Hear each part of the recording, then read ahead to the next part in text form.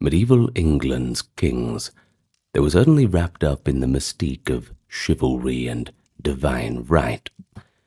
Yet one must remember, humans are human, and their reigns were often rocked by shocking scandals that gripped their contemporaries. The chronicles of the Middle Ages are filled with tales of royal misdeeds, from murders to salacious intrigues. Of course, they're quite fascinating but equally horrifying in equal measure.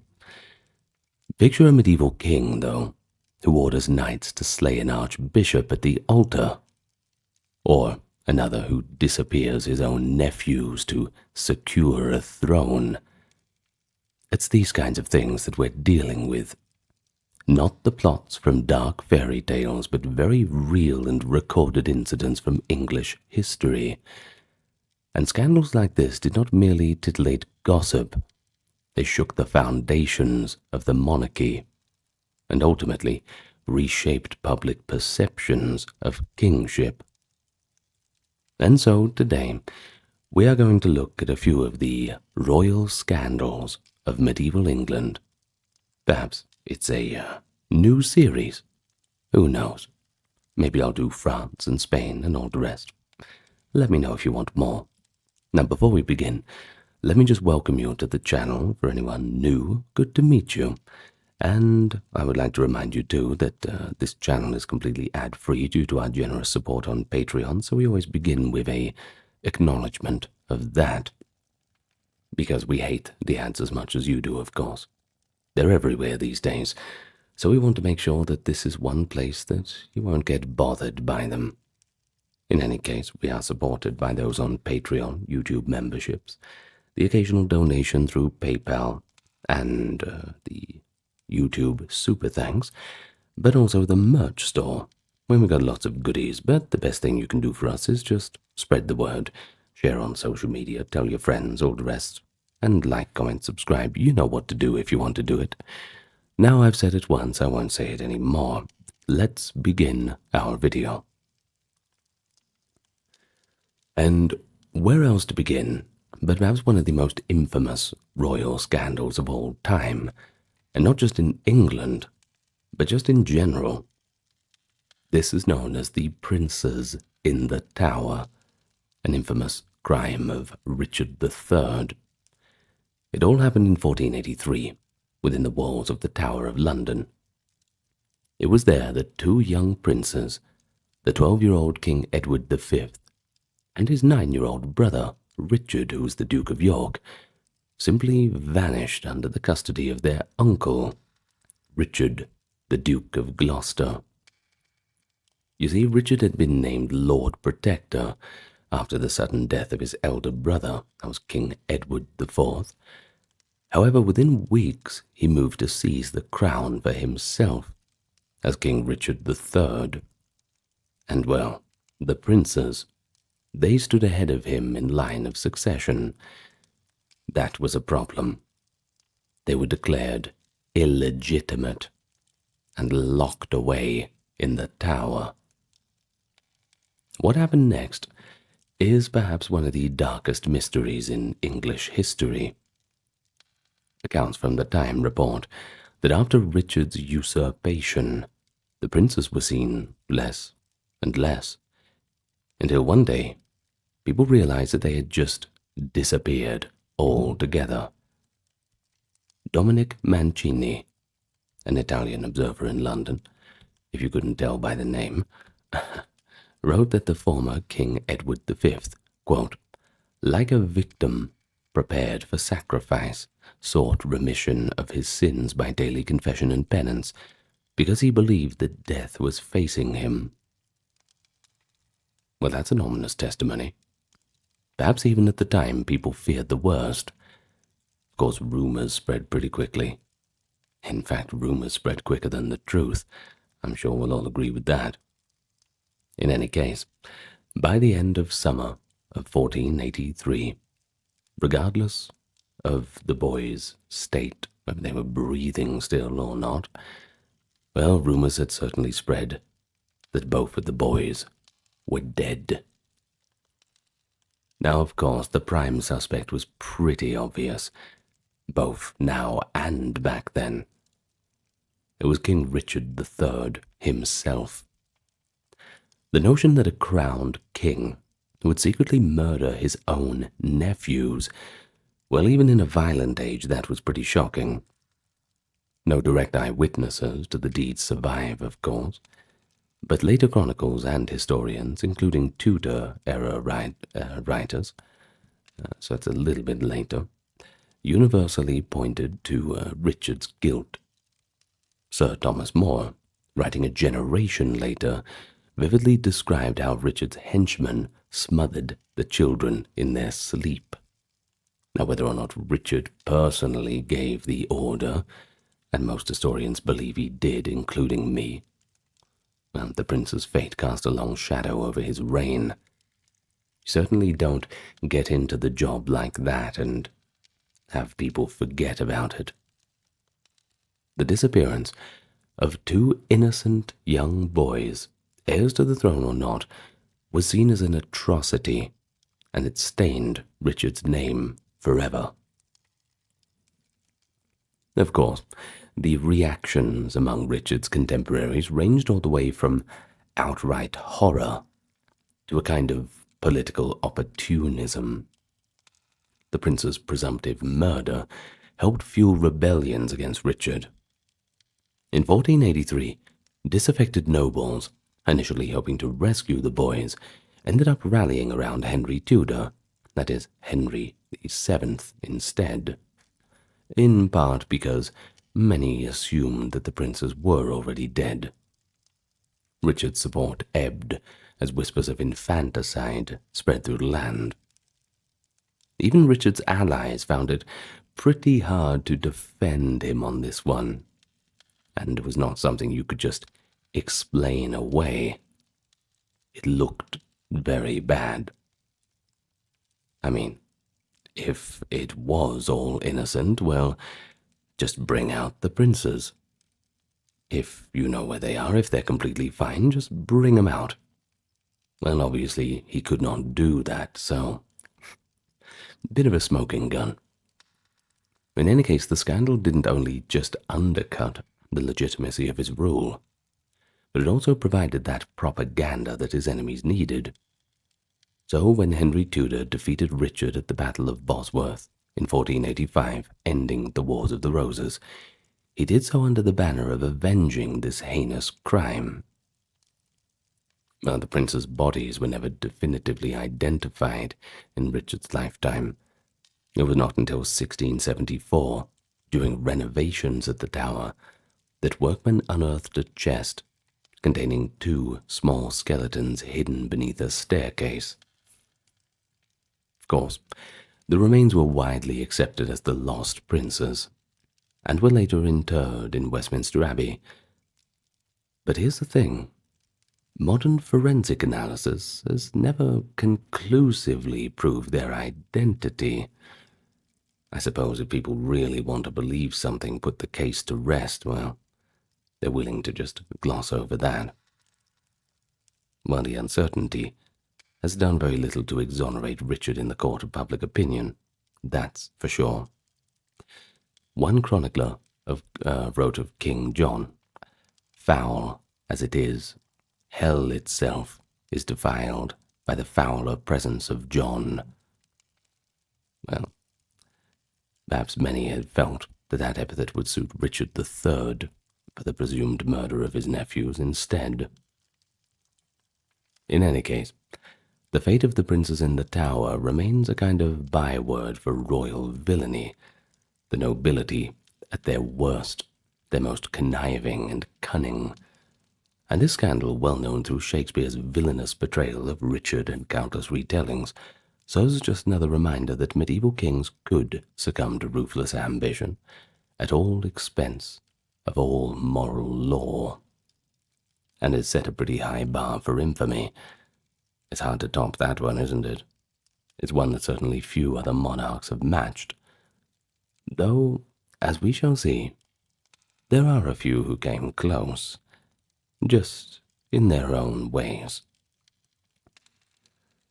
And for our next grim tale, we are going to go back a little bit in time, over 5 centuries before Richard III, and we find an earlier royal scandal, one that was so salacious that it was long dismissed as a complete legend. The time is January 956, and King Eadwig, a 15-year-old Anglo-Saxon monarch, was crowned King of the English. Now this should have been a grand inaugural feast, but it didn't quite work out that way. The king turned into a source of lurid gossip. Well, according to a monastic biographer, Eadwig scandalously abandoned his own coronation banquet to engage in a tryst, not just with his new wife, but also, and this is where it gets really salacious, also with his wife's mother. Far be it for me to judge what people do in their free time, but it's a bit of a bridge too far for me. Well, chronicles claim that the courtiers noticed the king's absence at the height of the celebration, and upon searching, found him in a compromising situation. Well, the later account of St. Dunstan, an abbot who would become Archbishop of Canterbury, accounts that Dunstan and another bishop barged into the royal chambers to retrieve Eadwig, and they allegedly discovered the king, quote, wallowing like pigs in the mud with 2 women.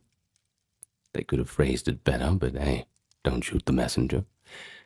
One was his young queen, Elfgifu, and the other was the mother, Aethelgifu, while the discarded crown lay thrown on the floor. Well, the abbot was not happy with this, and he dragged the errant boy king back to the hall, reportedly even scolding and striking the women for their role in the debauchery. Well, this pretty jaw-dropping tale of a royal ménage-à-trois, at the coronation feast no less, was repeated by later medieval writers and, well, it became quite famous. But, I mean, it just sounds made up, doesn't it? Was it really true? Or was it just slanderous fiction? And this is where modern scholarship urges caution.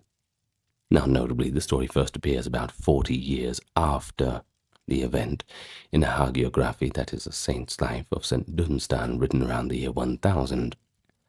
And the context suggests the scandal might have been propaganda planted by Eadwig's political rivals. You see, at the time, England was divided by factional strife. Dunstan was aligned with the faction supporting Eadwig's younger brother, Edgar, who eventually rebelled and took over the northern half of the kingdom, by the way. Now, painting Eadwig as a lecherous, unfit ruler served to justify Edgar's coup. The bias in the source is pretty blatant as well. Dunstan's life story cast the abbot as a righteous disciplinarian rescuing the realm from a sinful king and 2 corrupt women. And it is quite possible that the entire bedroom scene was exaggerated or even invented to tarnish Eadwig's reputation. Now, contemporary observers may have observed Eadwig's youthful impetuosity, or perhaps a politically unwise marriage, and then gossip blossomed into legend. Now, by the way, Elfgifu was from a powerful family not allied with the church, and if you're not allied with the church back in those days, well, you get yourself into a bit of trouble. Nevertheless, whether it is fact or fiction doesn't really matter. What matters is the consequences for Eadwig. The young king's authority was undermined almost from the start. Powerful churchmen obviously took offense at this behavior, or at least at the story of the behavior, and this animosity gave his enemies leverage. Within 2 years, in 957, Eadwig's realm split apart, with his brother acclaimed as the King of Mercia and Northumbria, leaving Eadwig ruling only Wessex in the south. The official reason was political, but the whiff of scandal weakened Eadwig's support. The marriage to Elgvifu was subsequently annulled, possibly under pressure from the church, which might have viewed the union as incestuous due to kinship ties or just simply undesirable. Eadwig died in 959, still only around 19 years old. Now, under circumstances that remain unclear, too. Some sources suggest poor health. Others say he just collapsed suddenly, fueling whispers of a little bit of foul play. Poisoning was the pretty obvious culprit. Well, Edgar, he then peacefully inherited the entire kingdom, walking straight in. And Dunstan, he went on to be a revered archbishop. In any case, the story of Eadwig's coronation debauchery endured, repeated by later chroniclers like William of Malmesbury, who clearly relished the tale of a wayward prince chastised by a saintly churchman. Well, it does stand as an early example of how medieval kings could be brought low by a scandalous reputation, whether it was deserved or not. Rumors are just rumors, aren't they? They only have power if people believe them. Whether it's true or not, it doesn't matter. And true or not, the image of a teenage king dragged from a lover's bed while neglecting his crown, well, that was irresistible moral fodder for medieval writers. But it also shows the power of the medieval church, an archbishop in the making like Dunstan, where they could make or break a king's image. So while King Edward's reign was brief and troubled, and in historical memory it's been defined by this notorious incident, a cautionary tale that a king's private vices could ignite public outrage and political disaster. 19, though, that's still too young to die. Way too young. In any case, let's move on. Next we have King William II, nicknamed Rufus for his ruddy complexion. He reigned from 1087 to 1100, and his was a rule marked by military ambition and open conflict with the church. But the scandal that clings to William is not about his life, so much as it is about his death. Ooh. Well, on the 2nd of August, 1100, William II went hunting in the New Forest, that is the same royal forest where one of his older brothers had died in a mishap years earlier. The king set out with a small party of nobles, including a nobleman named Walter Tyrrell. But by sunset, William was found dead, pierced through the chest by an arrow. Well, according to the account that soon spread, Tyrrell had loosed a bolt at a deer, only for it to strike the king by mistake. Tyrrell, realizing the horror of what had happened, fled England immediately. King William's body was supposedly abandoned by panicked companions and later recovered by peasants. The sudden death of the monarch. Now that's shocking. But was it really a tragic accident? Or was there something more sinister? Obviously, suspicion arose pretty much immediately. The primary cause for doubt lay in who benefited most from William's death. His younger brother, Henry. And indeed, Henry was part of the hunting party that day. As soon as William fell, Henry seized the royal treasury at Winchester and raced to have himself crowned king, becoming Henry I the very next day. Certainly wasting no time in securing that throne, isn't he? It all sounds a little bit too convenient. Well, this maneuvering struck many as premeditated. Chroniclers noted how conveniently the events had played into Henry's hands, and one historian dryly observed that Henry's actions, quote, seemed to be premeditated.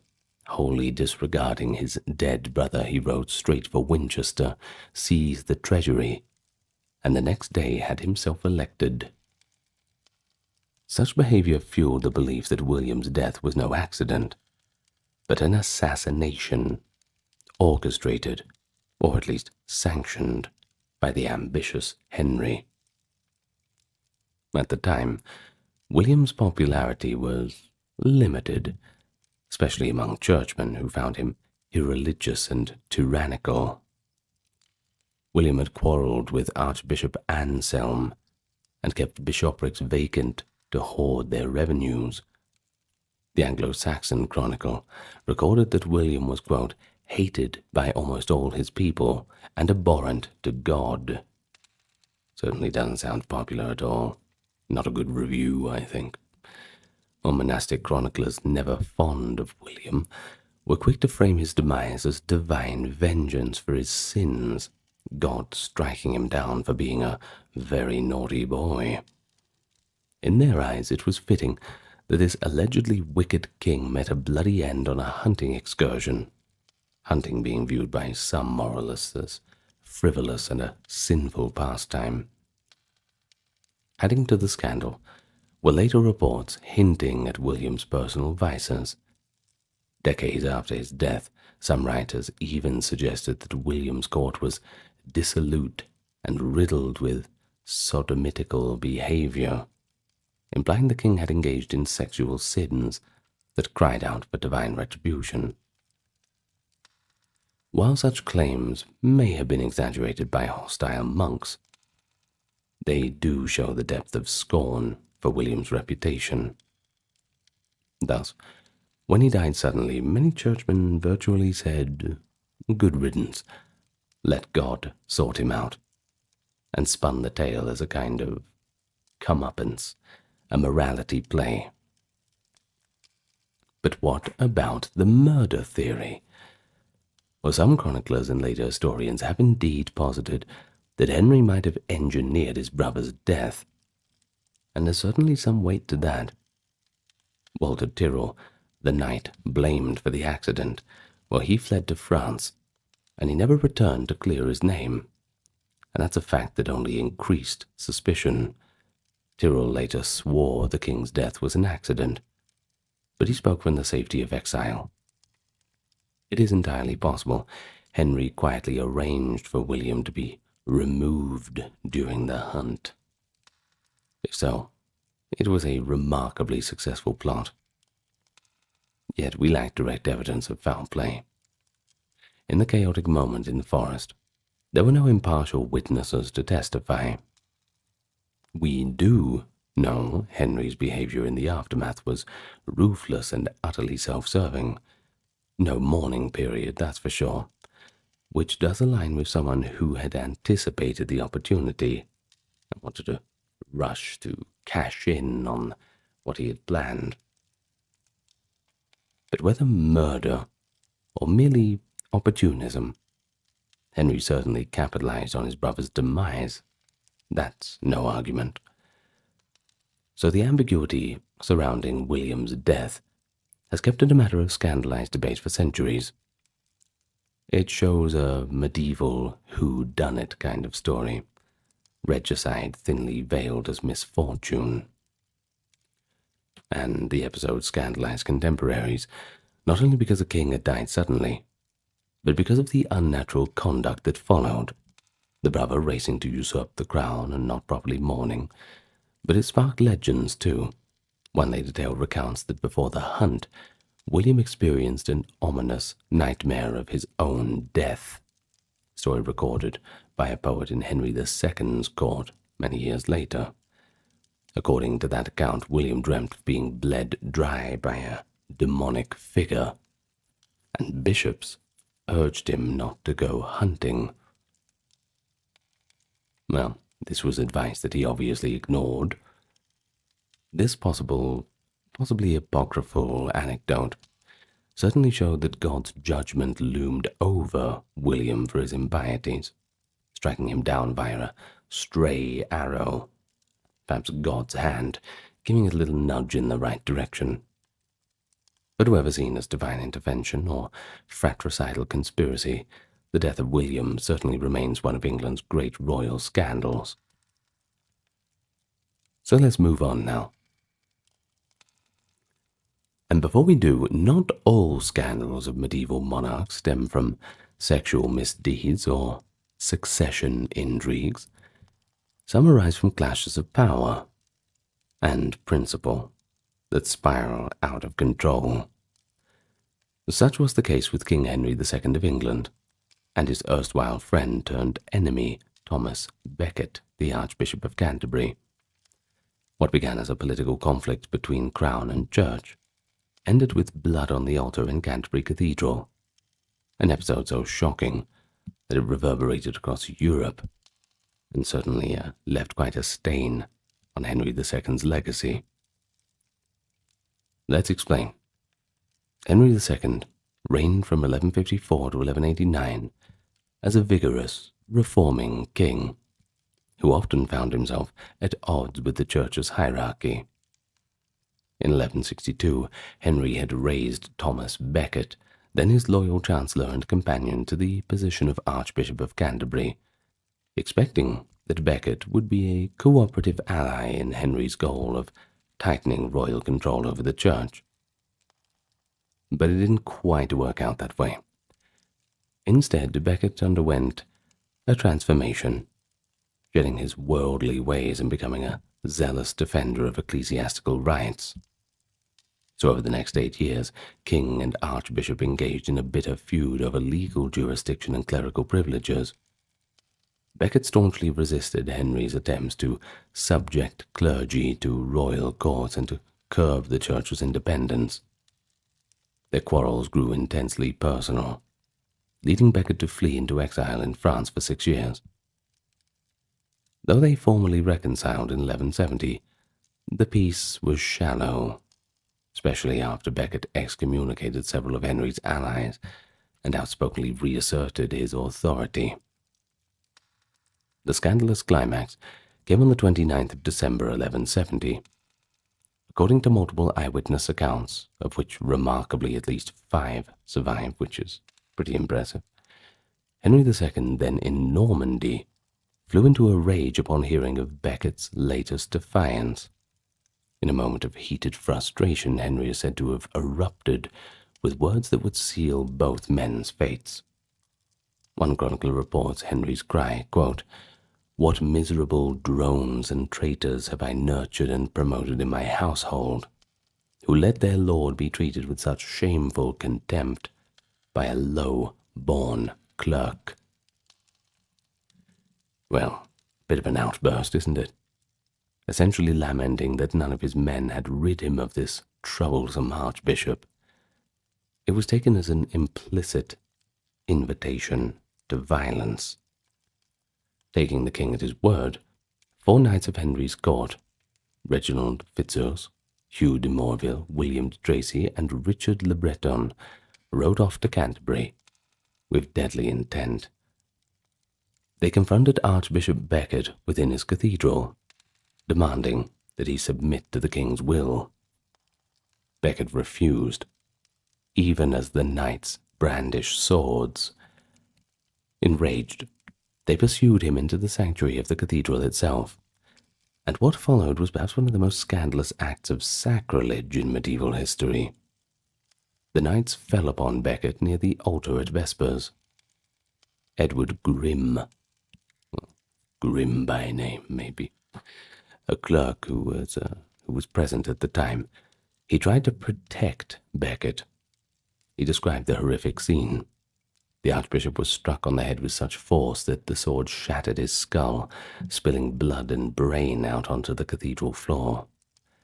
As Becket collapsed, another blow followed, and finally, one of the attackers, a cleric turned henchman, placed his foot on the archbishop's neck and scattered his brain across the stones, exclaiming Let us go, knights.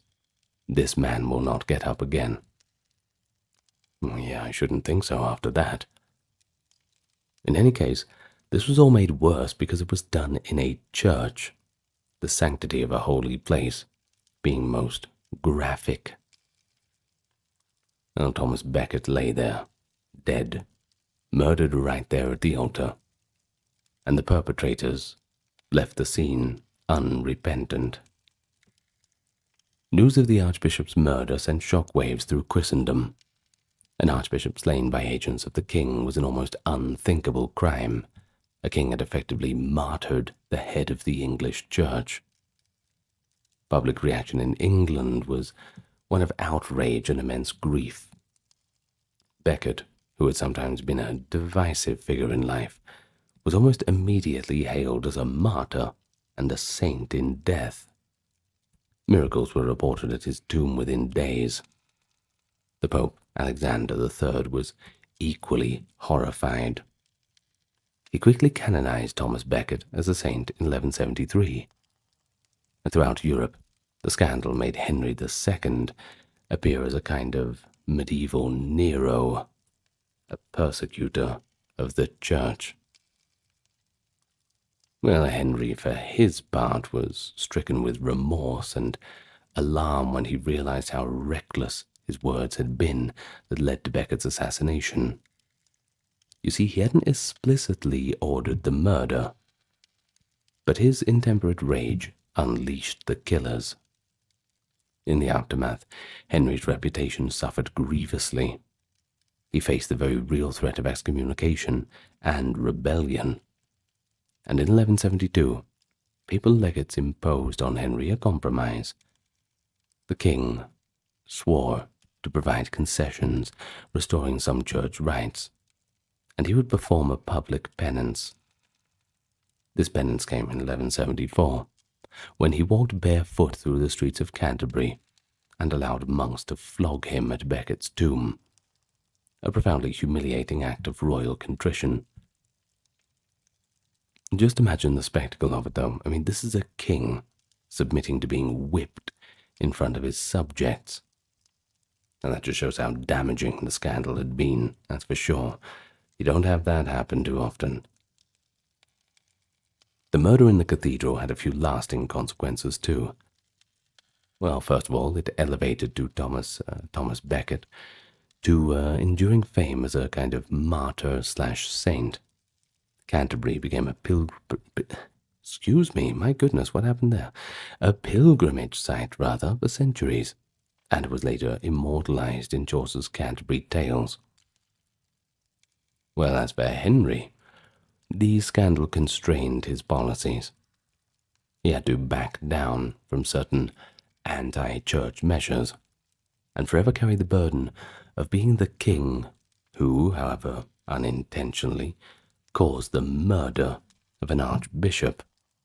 Not the kind of legacy he wanted.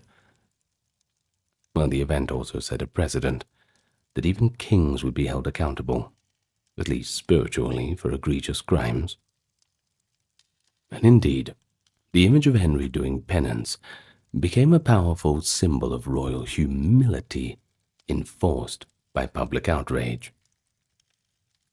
In the annals of medieval scandals, Henry II and Thomas Becket's story, it stands out quite a bit, not for salaciousness, but for its dramatic collision of authority and faith. A king's moment of anger led to sacrilege and ultimately a political disaster. Chroniclers and later writers never forgot the lesson: words have consequences, and absolute power is checked by moral law. That phrase, "Who will rid me of this turbulent priest?"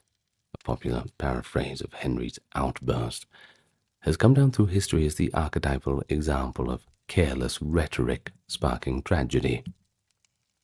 It remains a cautionary tale of how a sovereign's impulsive wrath resulted in murder and ultimately martyrdom, a scandal like that would haunt the English monarchy for generations. Well, next up we have King John. who reigned from 1199 to 1216, and earned a reputation as perhaps England's most despised king. Later tradition, and even popular culture like the Robin Hood legends, remembers John as a treacherous and greedy tyrant. While some historians note John's administrative skills, which is not as exciting, the scandals that marred his reign were numerous and egregious. Indeed, John's rule was practically a continuous scandal, rife with betrayals, alleged murders, abuse of power. But we'll focus on two of the worst accusations against John. The first being the suspected murder of his nephew and the brutal killing of a noblewoman and her son. Outrages that stirred such revulsion they helped give rise to the Magna Carta. Now, John's first great scandal was the disappearance and presumed murder of his nephew, Prince Arthur. Arthur of Brittany was the son of John's elder brother Geoffrey, and he had a strong claim to John's throne. In 1202, during John's wars in France, the king captured Arthur and imprisoned him. The next year, Arthur, just 16, vanished from custody, never to be seen again. Almost immediately, rumors spread that John had killed him. The Magram Abbey Chronicle of 1205 bluntly states what many believed, and that is that John, quote, after dinner on the Thursday before Easter, when he was drunk and possessed by the devil, killed Arthur with his own hand, and tying a heavy stone to the body, cast it into the Seine. According to this account, John himself stabbed or struck Arthur in drunken rage, and disposed of the corpse in the river.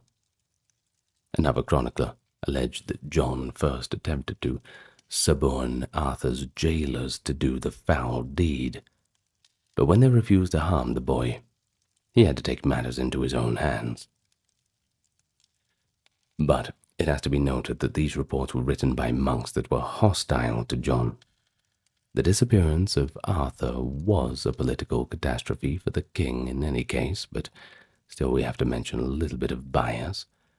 And like we said before, rumors are only very powerful when people believe in them. In any case, Arthur had been a rallying figure for John's enemies in France, and when the news spread that Arthur was likely dead, and at John's hands at that, the Bretons and even the King of France, Philip II, were outraged. Philip used the disappearance as propaganda, dubbing John a murderer and a tyrant. Many of John's French vassals deserted him, and by 1204, Philip had seized Normandy and other territories from John, in part because John's base of support crumbled under the stigma of Arthur's fate. Back in England, too, murmurs about Arthur added to John's growing infamy. Killing a teenage relative, a blood prince, well, that was seen as a profoundly unnatural and immoral act, even by medieval standards where violence was admittedly a bit more common. It cemented John's image as a tyrant rather than a king, a destroyer, not a governor. Well, that is the words of the chronicler Matthew Paris, quite seething. In one epitaph, Paris also went so far to write, quote, "Foul as it is, hell itself is defiled by the fouler presence of John." We mentioned that one before. And such was the contemporary verdict on Arthur's suspected murder. Well, unfortunately, Arthur was not the only cruel death attributed to John. Another notorious episode was John's persecution of the de Braose family, which led to the horrifying death of Mathilde de Braose. It is Maud de Sainte-Valerie, also in a different naming convention. Well, Mathilde was the wife of a once favoured baron, William de Braose.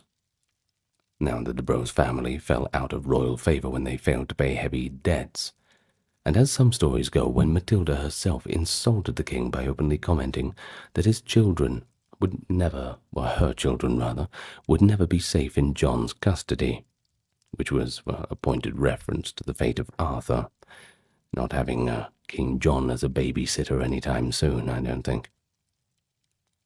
Of course, in retaliation, John moved against the family.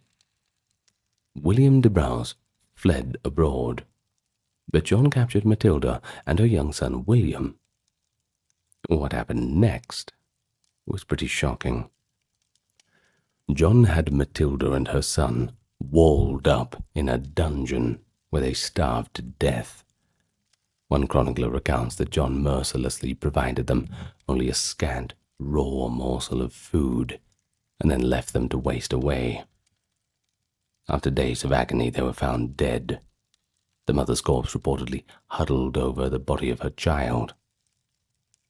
Grisly legend even claims that in her desperation, Matilda had resorted to eating her dead son's cheeks, a detail that, whether true or not, shows the sense of horror. Well, this atrocity appalled John's contemporaries.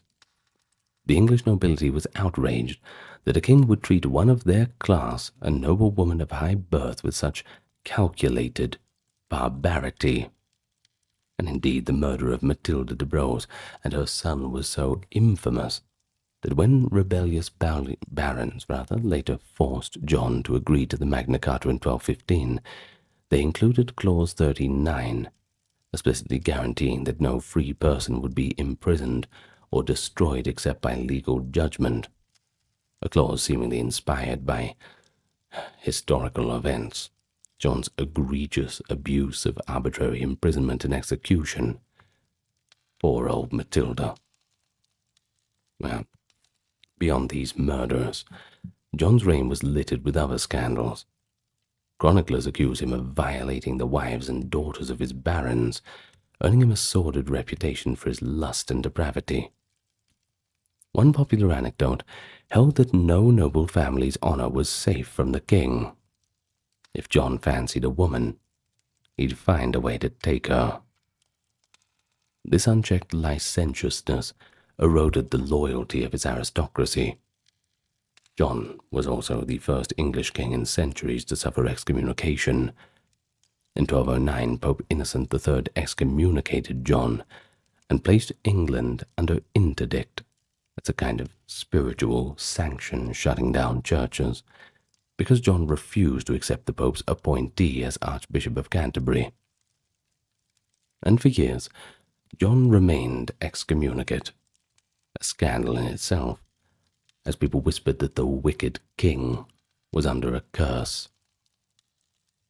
Eventually, John reconciled with Rome in 1213, even dramatically surrendering his kingdom to the Pope and receiving it back as a papal vassal to end the Church's punishment, an episode many English barons saw as a shameful humiliation of the realm by their king, a fool's bargain. In any case, John's misrule provoked the ultimate scandal for the monarch, outright rebellion. In 1215, his barons rose up and forced him to accept the Magna Carta, a catalogue of grievances and limits on royal power, precisely because his lawless and brutal ways were beyond tolerance. And of course, John's infamy did not end with the Magna Carta. He even reneged on the agreement almost immediately, plunging England into another civil war. He died in 1216 of dysentery, brought on, as one account colourfully claims, by gorging on excessive peaches and cider. Millions of peaches. Peaches for free. Too many peaches for him, I'm afraid. Well, his kingdom was in chaos then, and a French prince invited his barons to take the throne. Only John's timely death and the accession of his innocent 9-year-old son Henry III saved England from being lost to the French completely. And so, in the verdict of history and legend alike, John exemplifies the axiom that absolute power can corrupt absolutely. His reign and scandals were so numerous and outrageous that even later generations steeped in their own era's politics, kept John as an archetypal bad king. Basically, for the rest of history, an example of what not to do. Our next story is King Edward II, from 1307 to 1327, and it provides a tragic case of a monarch undone by scandalous favoritism and a little bit of personal weakness. Edward II's story is one of a king's misplaced affections and the rebellion of his wronged queen, ending with a deposition and an infamous death that still fascinates and appalls today. Edward II ascended the throne as a vigorous young man of 23, the son of the formidable Edward I. He was tall and handsome by all accounts, fond of music, and he also had a few eccentric hobbies. Unlike the traditionally warlike English kings, Edward II showed more interest in kind of like more rustic pursuits. Chroniclers, with a mix of scorn and amusement, noted that the king enjoyed activities like digging ditches, laying bricks, thatching roofs, and shoeing horses. Earthly labors considered far beneath that of royal dignity. One chronicler later sneered that from youth Edward devoted himself to such tasks as were suited to peasants rather than princes. This might have been forgiven as harmless quirks, but Edward's choice of companions raised even greater concern. Almost immediately, Edward II scandalized the realm by his excessive favoritism toward a charming knight named Piers Gaveston. Now, Piers Gaveston had been a friend of Edward since the prince's teenage years. Upon becoming king, he elevated Gaveston to the earldom of Cornwall and lavished him with honors and wealth. You're not meant to do that. There's ways and means of people being elevated to those sorts of positions, and this was not one of them. It was pretty obvious it was just jobs for friends sort of thing. Now that's what we call corruption. But more shockingly, Edward seemed to treat Gaveston as his closest confidant, and rumors had it a little bit more, if you know what I mean. Well, at Edward's coronation in 1308, the new king's attention to Gaveston was so blatant, even allegedly ignoring his own bride, Queen Isabella of France, in favor of Gaveston, that murmurs of an improper relationship certainly began to spread. One contemporary chronicler wrote that upon first meeting Gaveston, the young Edward, quote, immediately felt such love for him that he bound himself to him with the bond of indissoluble love before all others. Now, whether or not their relationship was sexual, or they were just really, really good friends, it was viewed as scandalous because Gaveston began to dominate royal patronage and insult the great lords of the realm. As for the barons, well, they weren't too happy about being displaced by what they saw as an upstart favorite, and so they resented Gaveston's influence and Edward's apparent infatuation. By 1311, their hostility exploded. The barons, led by Thomas of Lancaster and others, effectively banished Gaveston, for the second time, that is, and when Gaveston defied them and returned, they captured and brutally killed him in 1312. Edward's excess of devotion to Gaveston had thus ignited a civil conflict and resulted in his beloved friend's violent death. The king's reputation suffered cruelly as well. He was seen as foolish, dominated by personal passions over kingly duty, and unable to control his own barons. Tragically, Edward did not learn from this. A few years later, he fell under the sway of another favorite, Hugh Despenser the Younger and Hugh's father. The Despensers were just as grasping and arrogant, and Edward, yearning for loyal allies after Gaveston's loss, gave them free rein. The younger, Despenser in particular, became Edward's new companion and adviser, once again, a little too close. Rumours again swirled of an improper intimacy. Chroniclers hinted at the king's unknightly love for his favourites, and later poetry would explicitly accuse Edward of sodomy with them. Under Edward's patronage, Hugh Despenser amassed lands and titles, dispossessing other nobles, even famously coveting the lands belonging to Queen Isabella, which, understandably, enraged her. Resentment of the Despensers grew to a fever pitch. In 1321-22, a group of barons rose in revolt, calling for the Despensers' exile. Edward managed to crush this rebellion, showing a rare flicker of effectiveness, and wreaked a bloody revenge.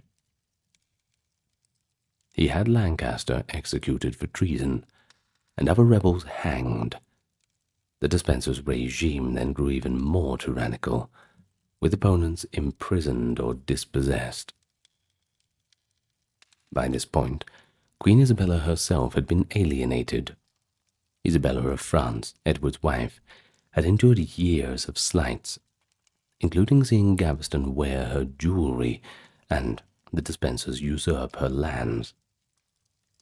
And then came the last straw, when Edward and Hugh Despenser humiliated Isabella during a diplomatic mission to France in 1325. The Queen defected to the side of the king's enemies, joining forces with an exiled marcher lord, Roger Mortimer, who became a close ally and, well, it was widely believed her lover as well. Gee, everybody's getting a bit where they can get it, aren't they? Wow. Well, in September of 1326, Isabella and Mortimer invaded England, styling themselves as liberators against the Despenser tyrant. Such was the hatred of Edward and his favourites that this invasion met very little resistance, and even the kingdom itself rose against the king. Edward abandoned London, and with the Despensers fled west, but he was soon captured. In a symbolic act of justice, Hugh Despenser the Younger was subjected to a spectacularly gruesome execution in November of 1326. He was hanged, drawn, and quartered as a traitor, with a few additional torments including castration that chroniclers describe with a kind of grim satisfaction, given Despenser's alleged misdeeds and unnatural relationship with the king, as they put it, while watching her husband's beloved favourite die a traitor's death. That must have been a bitter moment for Edward. Now Edward II, now a prisoner of his wife and her ally, suffered the final humiliation in January of 1327. He was forced to abdicate the throne in favour of his 14-year-old son, who was crowned Edward III. And this was an unprecedented moment. You see, no English king before had been removed by formal abdication. It was justified by Parliament on the grounds of Edward's incompetence and said ill governance. But everyone knew the real reason: the scandalous collapse of royal authority under Edward's favoritism and the outrages committed by his clique. Edward III was held in captivity, first in various castles, and ultimately at Berkeley Castle, while Isabella and Mortimer governed in the young Edward III's name. But that wasn't the end of the story, because one of the most notorious legends is still to come.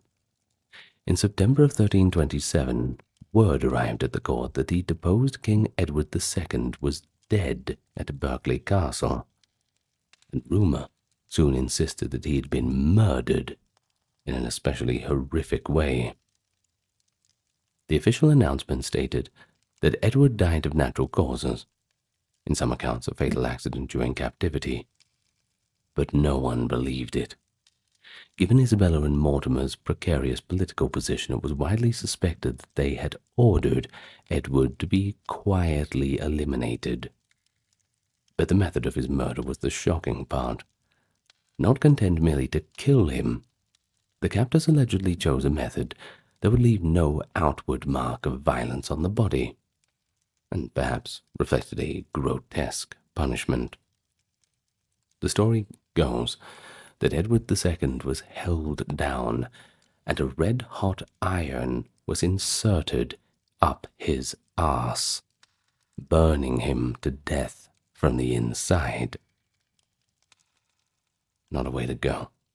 Pain in the arse jokes left aside, I suppose. While one chronicle even specifies that a horn or a funnel was used to make sure the molten iron destroyed his internal organs, while leaving only minimal external traces. And the agony of such a death is unimaginable. Quite horrifying, I think. Medieval writers themselves were divided on the tale. Some reported instead that Edward was suffocated or strangled, but the red-hot poker story became the enduring legend, likely because it fit the crime to the man in the moralizing mindset of the age. You see, to those who despised Edward for the perception of sodomy and immoral intimacy with male favorites, this method of killing by burn where the sin was committed had a twisted kind of logic. But modern historians debate the truth of this account. And I don't know, it seems a bit... I don't know. It may well be that Edward was murdered on the orders of Mortimer and the Queen. His continued existence posed a threat to the realm. But whoever by such a fiendish device, well, that's kind of uncertain at this point. A few years later, there were even rumors that Edward II had actually escaped alive, suggesting some ambiguity. However, at the time, most accepted that the former king was truly dead, and many believed the ghastly manner of his death as fact. It was meant to be a secret, but if they wanted to keep it, well, they failed. The shocking story spread quickly. By 1330, when young Edward III overthrew Mortimer and took charge, it's said that he charged Mortimer with the murder of his father, though once again the details were hushed. The grisly scandal of Edward II's end became a staple of English histories. It marked a brutal full stop to a reign that had begun in hope and degenerated into chaos and disgrace. So when we look at Edward II's saga of scandals, which, well, they just kept going, didn't they? The open favoritism perhaps masked romantic entanglements, the alienation of queens and nobles, the collapse of royal authority, the violent coup led by his own wife.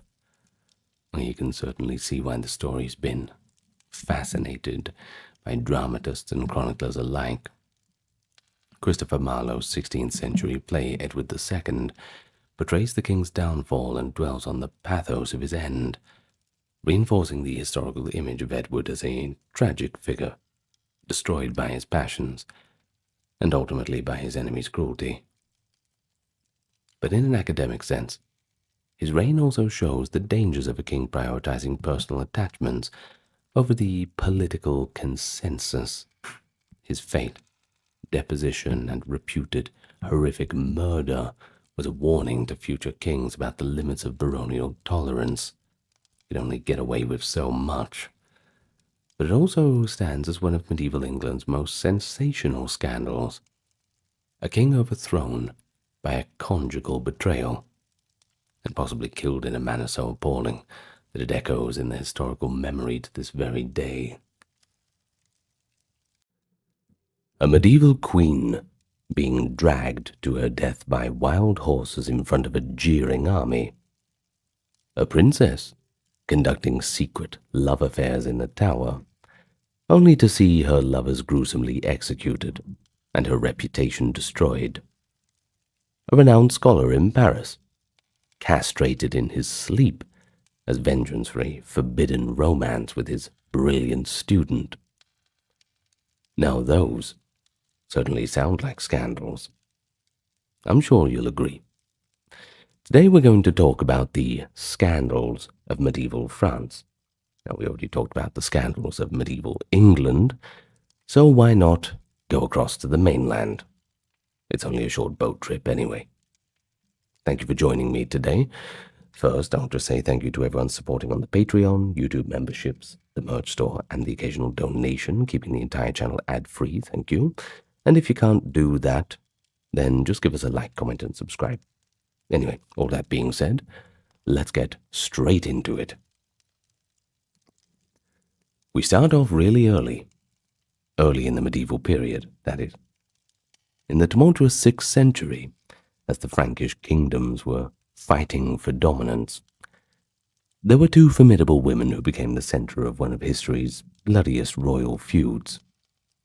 Brunhild, also spelled Brunhilda, was a Visigothic princess who married King Sigbert of Austrasia, while Fredegund was a former palace servant who rose to become the wife of King Chilperic of Neustria. These two queens could not have come from more different backgrounds. You see, one was high-born and quite educated. The other was low-born, but fiercely ambitious. The spark of rivalry was a heinous act of murder. Chilperic had initially been captivated by Fredegund, one of his servants, but under pressure to match his brother Sigbert's prestigious marriage, Chilperic took Brunhild's sister, Queen Galswintha, as his wife. Now, Galswintha, however, was soon strangled in her bed under mysterious circumstances. And, well, we don't have any proof, but people generally don't strangle themselves in their sleep, don't they? Gregory of Tours, a contemporary bishop and chronicler, bluntly alleges that Chilperic ordered her to be strangled by a slave in order to remove her and elevate Fredegund as his new queen. So, lo and behold, how convenient. Just days after Galswintha's death, Chilperic did indeed marry Fredegund. No time for mourning, it all looks a little bit suspicious. But really a blatant injustice. You see, it was obvious that the king was complicit in killing his own wife. And this outraged Brunhild and ignited a vendetta between the families. Brunhild convinced her sister Sigbert to avenge her sister. A brutal civil war erupted among the Frankish brothers. Sigbert initially prevailed, defeating Chilperic's forces in battle. But as Sigbert celebrated victory, Fredegund struck from the shadows. She dispatched assassins, who infiltrated Sigbert's camp in 575, reportedly armed with poisoned daggers hidden as eating utensils. At a triumphant feast, the men suddenly stabbed King Sigbert with their toxic blades, killing him and abruptly reversing Brunhild's fortunes. The young Brunhild was captured and imprisoned by her hated rival. Yet she proved as resourceful as ever and as ruthless as ever. Brunhild escaped her captivity, married another member of the Frankish royal family to regain power, and continued to rally supporters against Fredegund and Chilperic. For decades, the feud raged on, marked by plots, shifting alliances, and spectacular acts of treachery. Fredegund gained a dark reputation in the chronicles for her cruelty and political cunning. It was said that she did not hesitate to bribe nobles or eliminate anyone in her way. Gregory of Tours recounts how Chilperic at times feared his own wife's wrath. Once a petitioner begged the king for mercy, Chilperic replied, "Well, I better ask my wife first." Oh dear. And Fredegund promptly had the man executed, so no luck there. She reputedly devised inventive tortures for those who crossed her, such as ordering the hands of failed assassins to be cut off, or having servants burned alive for disobedience. Under her influence, Neustria's court became synonymous with intrigue and bloodshed. Now, Brunhild, for her part, she was no passive victim. There's no good guy, bad guy in this story. She governed Austrasia as a regent for her young sons and grandsons, showing administrative talent and a thirst for revenge. At times, Brunhild and Fredegund even forged brief truces when it was politically expedient. Well, but the animosity always resurfaced after a while, so, old habits die out. Each woman saw the other as responsible for destroying her happiness and her family. Chroniclers, writing in an era when powerful women were often scapegoated as the causes of strife, alternately vilified Fredegund as the embodiment of evil, and admired Brunhild for her regal determination, though Brunhild too could be ruthless, ordering murders for her enemies as well. Their personal conflict had enormous political consequence. It fueled wars between kingdoms, caused the death of kings and princes, and destabilized the Frankish realm. And then, the crescendo.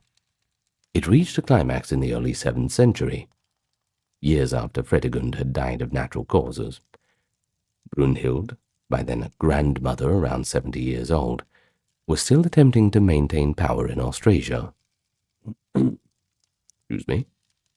In 613, Fredegund's son, King Clothar II of Neustria, finally defeated Brunhild in battle. What followed was one of the most ghastly punishments ever recorded for a royal captive, an execution clearly intended to erase Brunhild's legacy through maximum humiliation. After accusing her of causing the deaths of multiple Frankish kings, including perhaps 10 members of his family during the long feud, Clothar II had Queen Brunhild tortured for 3 days. Thus, in a spectacle that shocked even that violent age, the elderly Brunhild was bound by her arms and hair and legs to wild horses, which were driven in different directions. The once proud queen was literally torn apart limb from limb. Her mutilated remains were then burned to ashes, as if to leave no trace of her. A gruesome end to Brunhild, certainly. Not just an act of personal revenge by Clothar, but a public statement. It symbolized the definitive triumph of Fredegund's bloodline and the reunification of the Frankish kingdom under Clothar's rule. But it also served as a dire warning to anyone who would challenge the new king.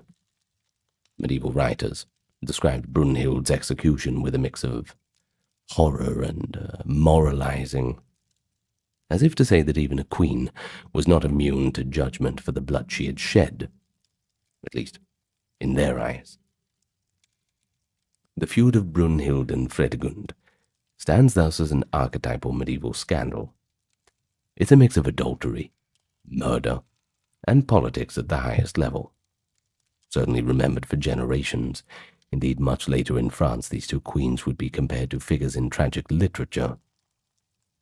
Modern historians, passing a biased account of Gregory of Tours and others, know that both women were navigating a pretty brutal world, using their limited tools of power available to them. Nonetheless, the sensational nature of their story, the Game of Thrones without dragons, as it's sometimes called, certainly lives on in the medieval memory. Well, let's move on from that unfortunate affair to, well, another unfortunate affair. They're all pretty unfortunate today. It's a running theme. We move ahead now to the 9th century, jumping forward a couple hundred years, where we find a scandal in the Carolingian dynasty. That revolved not around murder or war, but rather a king's desperate attempt to get out of his marriage. It was King Lothar II of Lotharingia, region roughly encompassing modern Lorraine and parts of the Low Countries. He sought to divorce his wife, Queen Thiutberga, in order to marry his longtime mistress, Waldrada. Royal divorces were extremely rare and, publicly fraught in the Middle Ages, and Lothar's case became an infamous one for the shocking accusations he leveled against an innocent queen to achieve his aims. Yes, quite long before the days of Henry VIII and his unfounded accusations, there was Lothar. He married Thutberga in 855, but it was all for political reasons. Their union produced no children either. Meanwhile, he had already fathered several children with Waldrada, whom he had a clear preference for. By 857, frustrated and anxious for a legitimate heir, Lothar decided to repudiate Thutberga.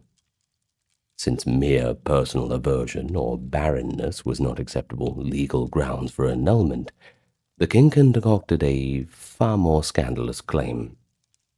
He made an accusation that Queen Thutberga was incestuous, and he tacked on a few little sprinklings of moral depravity onto it as well.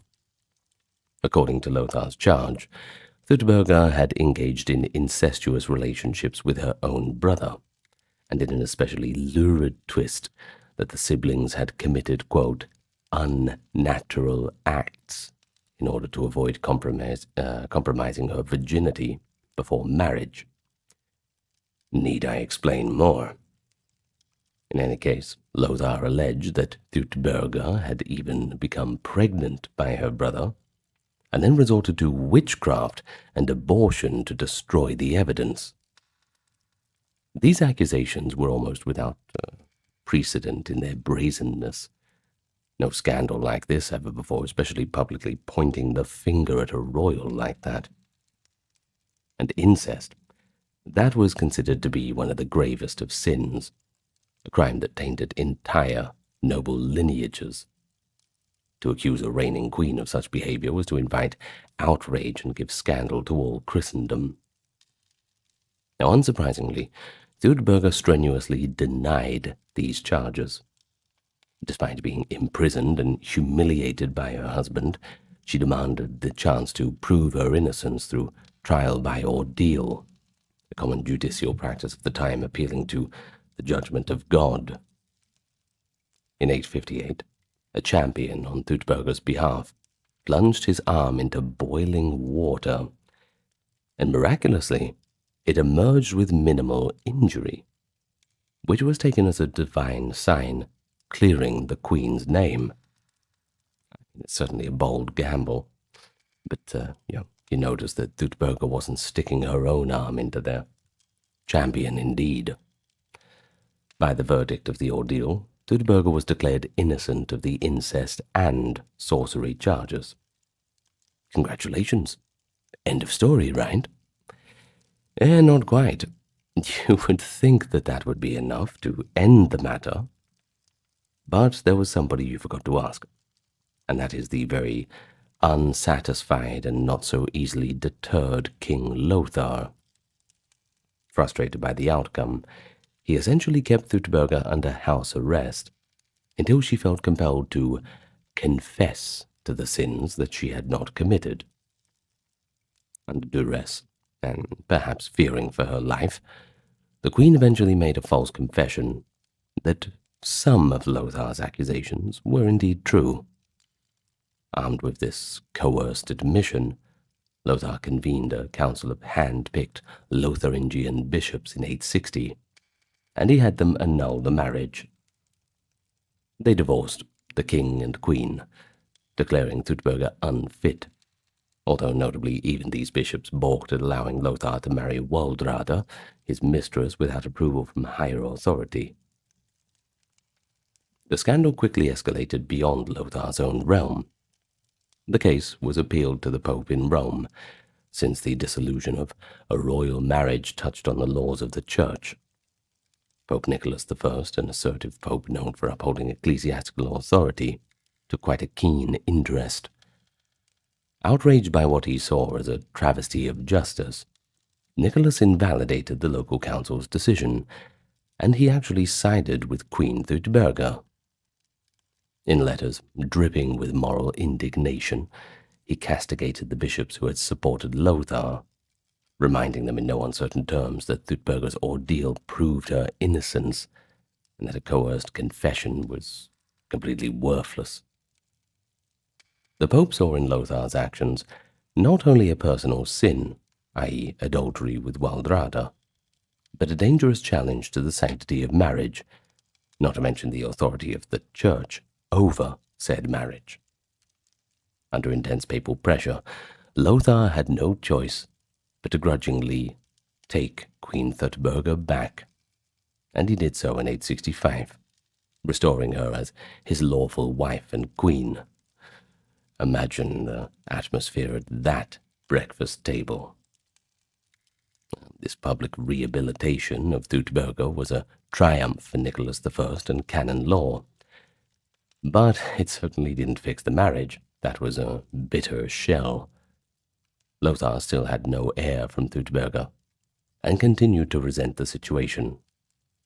In a final twist of fate, the king's schemes came to naught.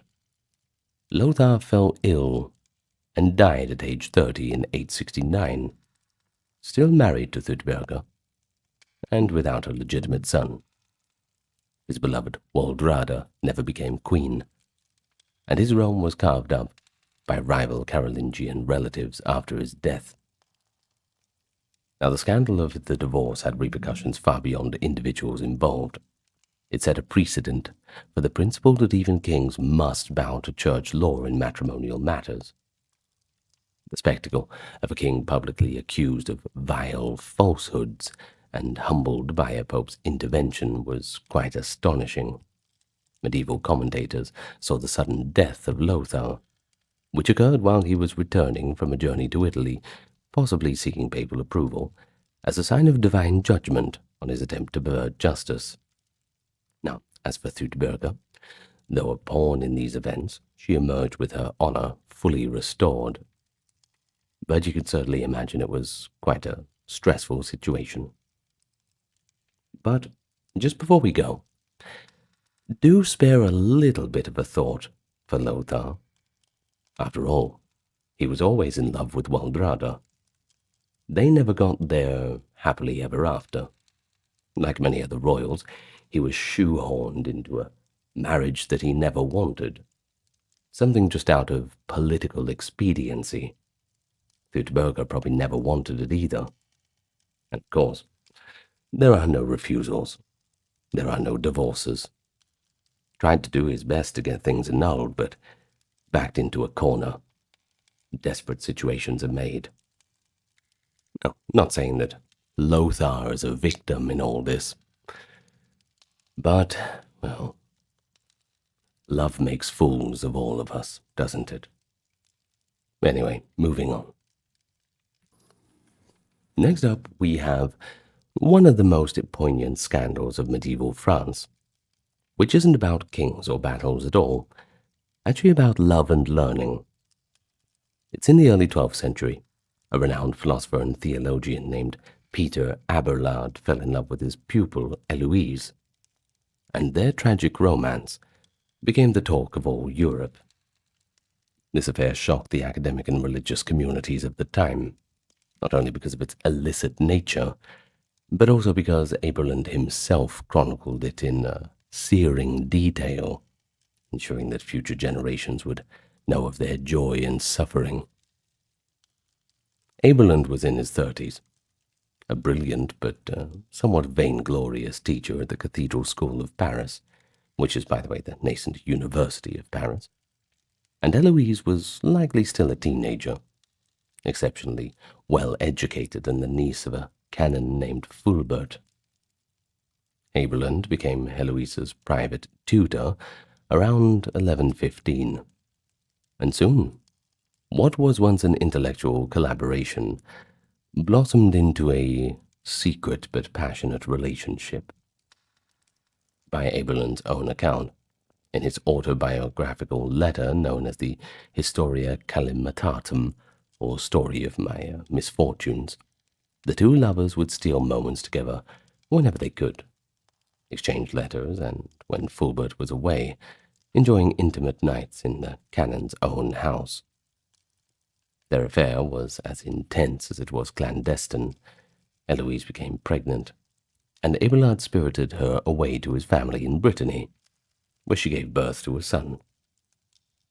In a fanciful nod to their scholarly lives, they named the boy Astrolabe, after the astronomical instrument, a detail that shows how bookish the couple was. To appease Eloise's angry uncle and save her reputation, Abelard proposed a marriage, but Eloise herself was quite reluctant. She famously argued against marrying Abelard, saying that a secret marriage would harm his career as a church scholar, and that pure love should be enough for them. Nevertheless, Abelard was old-fashioned, as he insisted, and the two were wed in a private ceremony. But that doesn't mean that they were coming out to fanfare. They kept the marriage hidden, with Eloise even denying that it even happened when she was confronted in order to protect Abelard's position, since a high cleric marrying could be seen as a scandalous or impede his advancement. Fulbert, however, eventually learned that a marriage had taken place, and he was not impressed. Feeling that Abelard was trying to squirrel Eloise away and perhaps suspecting he might cast her aside, the uncle grew enraged. In a brutal act of revenge, Fulbert and some accomplices took matters into their own hands. One night they broke into Abelard's chambers as he slept, and they attacked him. Abelard awoke to the most nightmarish of fates. The intruders had castrated him. That ought to wake you up. A literal and symbolic destruction of his manhood in his relationship with Eloise. The news of this vicious assault spread quickly among scholars and clergy. To many it was a horrifyingly literal retribution for Abelard's transgression of seducing a young woman under his tutelage. Abelard himself, once so proud and charismatic, was all of a sudden not so talkative. In the aftermath he retreated from the world and became a monk at the Abbey of St. Denis, while Eloise, heartbroken and at Abelard's urging, took vows as a nun at the convent of Argenteuil. But the story does not quite end at their separation. Years later, Abelard and Eloise began a correspondence by letters that are now famous for their depth of feeling and philosophical insight. In these letters, we see Eloise candidly expressing her undying love and anguish, confessing that she still cherished the passion for Abelard even under the habit of her nunnery. Abelard, now a monk and a teacher of theology, responds with a mix of affection, spiritual counsel, and at times defensive rationalization of their past.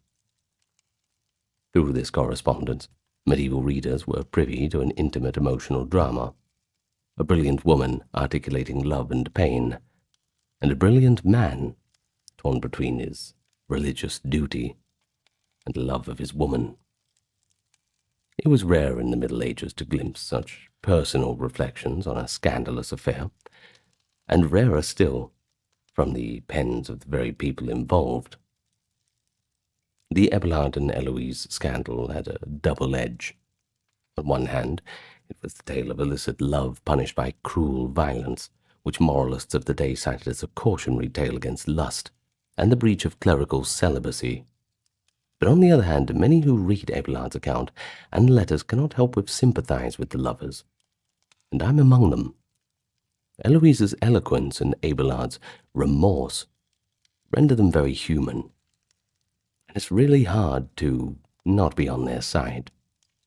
It transcends any dry condemnations of church law. And well, I don't know about you, but I wouldn't be letting the church tell me what to do. In any case, over time, their story became legendary. It's seen as one of those great tragic love stories of Western history.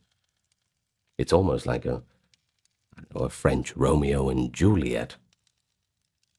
It's got the same age differences as well. Anyway, medieval students in Paris supposedly wept at Eloise's letters, Centuries later, their supposed tomb in Paris at Père Lachaise Cemetery is visited by those who are inspired by their romance. And academically, Abelard continued to be influential as a philosopher, but he considered his personal tragedy a divine lesson in humility.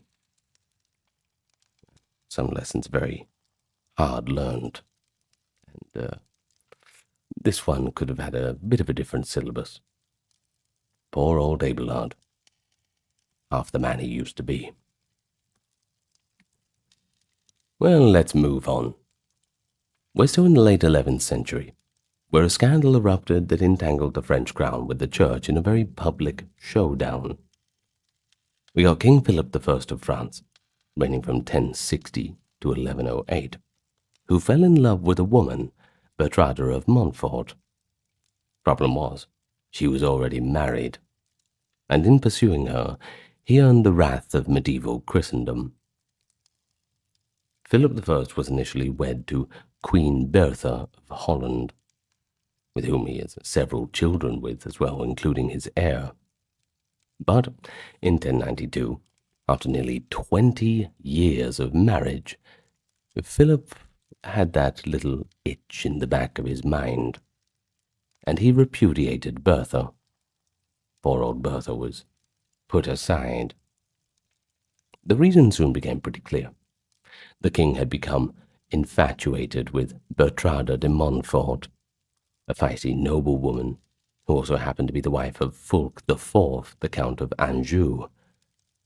By all accounts, Philip's passion for Bertrada was overwhelming and heedless of propriety. He arranged for Bertrada to leave her husband, essentially an illicit elopement, and took her as his own consort.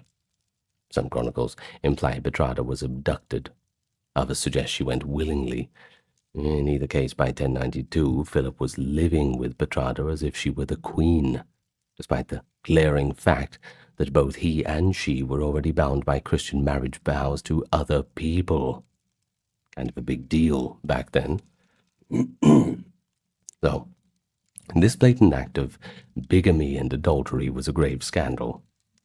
Unlike some earlier Frankish kings, who might have kept multiple partners informally, Philip tried to legitimize his relationship with Bertrada, insisting on treating her as a queen.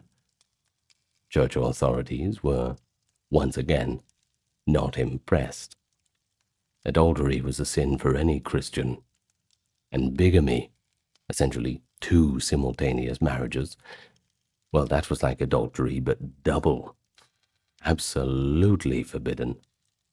Moreover, Philip's behavior threatened political alliances. It enraged the Count of Anjou, for one. He wasn't impressed either. No wonder.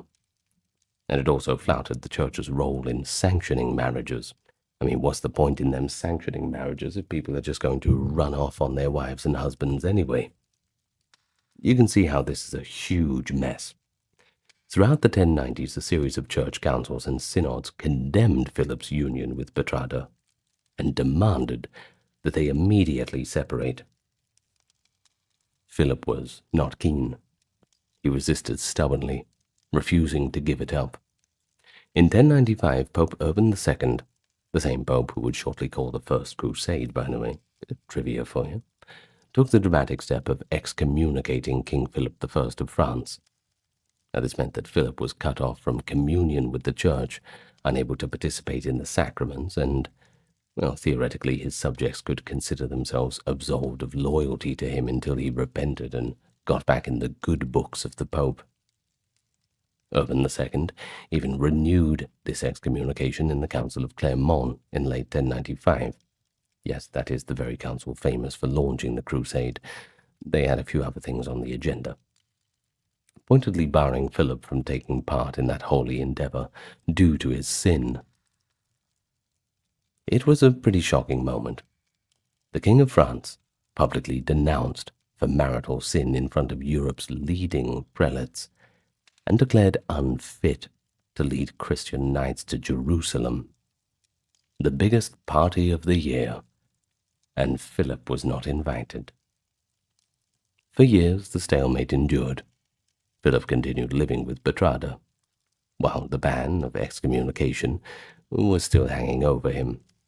Contemporary chroniclers like Odoric Vitalis paint Bertrada as a clever and manipulative figure behind the scenes, a kind of Lady Macbeth of her age. Odoric even alleges that Bertrada dabbled in sorcery and at one point tried to assassinate Philip's son, the future Louis VI, to advance her own children's prospects for the throne. Well, those claims might be a little bit exaggerated by hostile churchmen, but they certainly show how negatively many viewed the king's illicit partner. Bertrada was seen as a temptress who had led a once pious king down a dark path. And we all know when you go down a dark path, you get to a dark place. Ultimately, Philip grew weary of being outcast from the church. In 1104, after long negotiations and likely under pressure from other nobles and bishops, Philip agreed to a form of public penance. He announced he would separate from Bertrada, at least officially, and restore good relations with the church. He performed the required penitent rituals, and the excommunication was lifted. But in reality, it appears that Philip and Bertrada did not entirely sever their personal relationship. They still had children together, and were often in each other's company. But they made a show of conforming to the church's demands. Bertrada herself accompanied Philip in the subsequent years in court life, though without an official title. When Philip died in 1108, succeeded by his son Louis VI, who was Bertha's son, Bertrada's influence began to wane. She eventually retired to a convent, which was a customary refuge for widows and fallen women alike, as they called them, and she died some years later, still in the habit. The scandal of Philip and Bertrada demonstrated a few important things about medieval France. It showed that even a king at the height of feudal power could be taken to task by the papacy and local church councils for flouting Christian morality. You got to remember, this was an era when the church was asserting its moral authority, and the spectacle of France's king being excommunicated was a clear victory for ecclesiastical influence. Furthermore, the incident likely prevented Philip from taking part in the First Crusade, which that might have altered history. Had he gone, as it was, his absence meant leadership of the crusade fell to other nobles. Domestically, while Philip faced embarrassment, the Capetian dynasty endured the crisis. Louis VI, once he took the throne, worked to rehabilitate royal piety and distance the crown from his dad's scandal. But it's hard to forget. In any case, it seems to humanize the king a bit, reveals him as a normal man with normal faults. But it showed how public and consequential private sins could become. In fact, there was one medieval writer who noted that Philip was, quote, so in love with that woman that he refused to part from her, even under the threat of eternal damnation. And well, that sounds pretty romantic to me. Alright, so next one brings us to the 1190s and involves King Philip II Augustus of France. Pretty shrewd ruler, known for expanding his royal power, but he created a scandal that confused his contemporaries and also led to a direct confrontation with the papacy. The issue was his marriage to Ingeborg of Denmark, a young princess whom Philip married for a political alliance but almost immediately rejected. The ensuing saga of repudiation, false accusations, and papal wrath became quite the scandal. It all began on the wedding day in 1193. Philip had been widowed from his beloved first wife, and with only one male heir, he sought a new bride. Ingeborg of Denmark, who was about 17 years old, was chosen as the best one for royal lineage, and the strategic alliance her brother to the Danish king offered. They were married in a grand ceremony at Amiens. But astonishingly, The very next day, Philip began insisting that something was terribly wrong. He claimed that he found Ingeborg so repugnant, or some aspect of the marriage was so unsettling, that he just couldn't continue as her husband. Medieval sources are unclear on what triggered this extreme reaction. Later rumors suggest that Philip experienced a sudden personal aversion or even impotence, perhaps leading to him believing that he was under a spell. Look, whatever happened, within hours of the wedding, Philip basically had ice blocks for feet. He tried to send Ingeborg straight back to Denmark. However, Ingeborg was not going to be cast aside so easily. The deal was done. The contracts all signed up. You can't get out of a marriage that quickly. She had been crowned Queen of France at her wedding, and she asserted her right to remain as a queen. Bewildered and distressed, she took sanctuary in a convent for a time and wrote to the Pope, then Pope Celestine III, pleading for help. Philip convened an assembly of French clergy at Compiègne in 1193 to annul the marriage. That was Compiègne. He claimed that he and Ingeborg were too closely related, within forbidden degrees of kinship.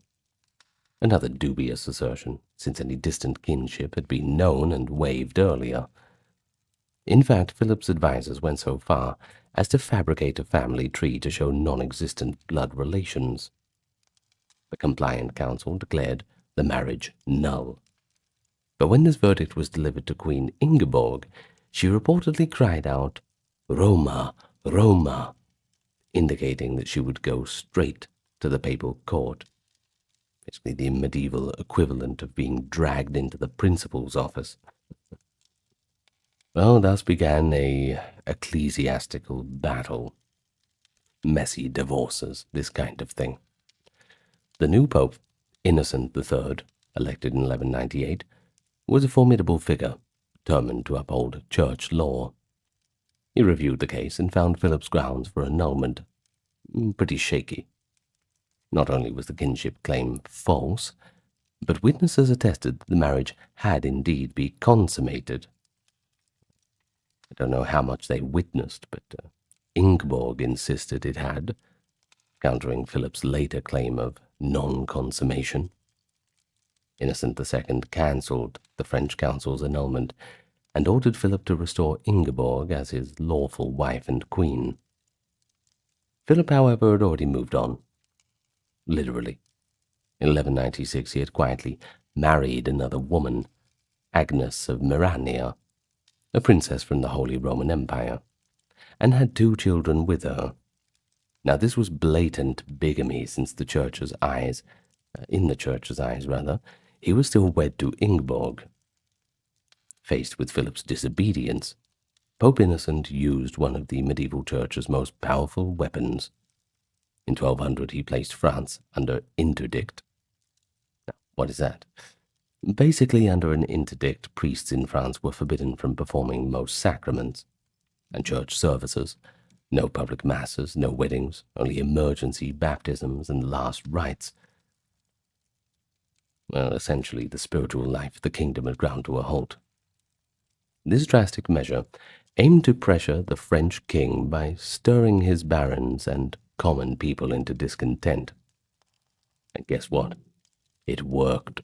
Philip's nobles and advisers urged him to relent. France, they argued, could not endure being treated as a pariah among the Christian nations, nor could the devout populace stand to be cut off from the rights of the church. So reluctantly, Philip II yielded to the Pope's demand.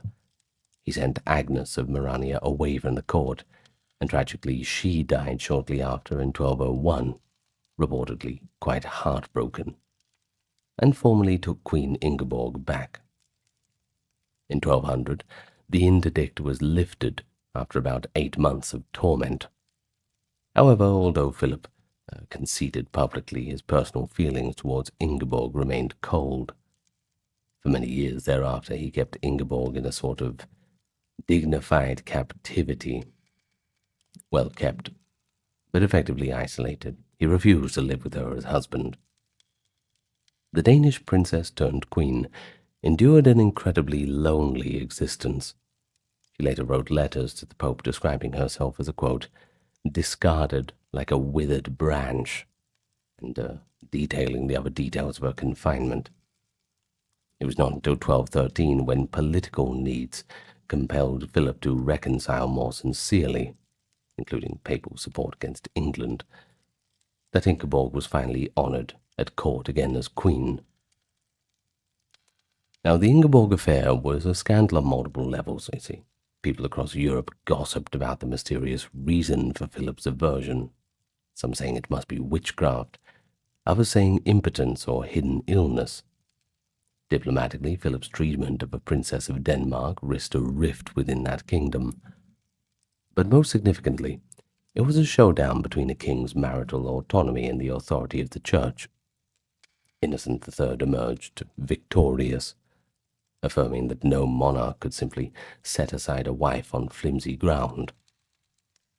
In any case, it all reinforced the sanctity of marriage in church law, and demonstrated the lengths to which the papacy would go to enforce its will. Few things were taken more seriously than the indissolubility of a valid marriage. For Philip II, otherwise one of France's greatest medieval kings, the scandal was a rare personal failure and humiliation. Chroniclers note the irony that such a politically savvy ruler could misjudge the situation so badly. Ingeborg, though silent in the historical record beyond her appeals, gained sympathy as a wronged but pious wife, and after Philip's death in 1223, she lived on quietly in France for a few more years. And, well, she never returned to Denmark. She was still respected as a model of patience and virtue. So in the early 14th century, one of the most powerful and respected organizations in Christendom was brought low by a scandalous persecution orchestrated largely by the French crown. And that's the Knights Templar. This is going to be one of the sadder ones, for me at least. They were a military religious order, famed for their role in the Crusades and for their vast wealth, and they were suddenly accused of hideous crimes and heresies. The trials and executions that followed rank among the most notorious injustices of the Middle Ages, often seen as a cynical move by King Philip IV, the Fair, as they called him, to eliminate his debts and neutralize a political threat. It all starts on Friday, October 13th of 1307, a date that has since fed superstition about Friday the 13th, before you comment. Anyway, King Philip's agents carried out a stunningly coordinated dawn arrest of every single Templar they could find in France. Perhaps several hundred knights, some sources say thousands, including lower-ranked sergeants and clerics, were seized and thrown into dungeons. The Templars had headquartered their order in Paris and owned extensive lands and treasuries. As for Philip, who was cash-strapped from wars, he was long eyeing out these riches.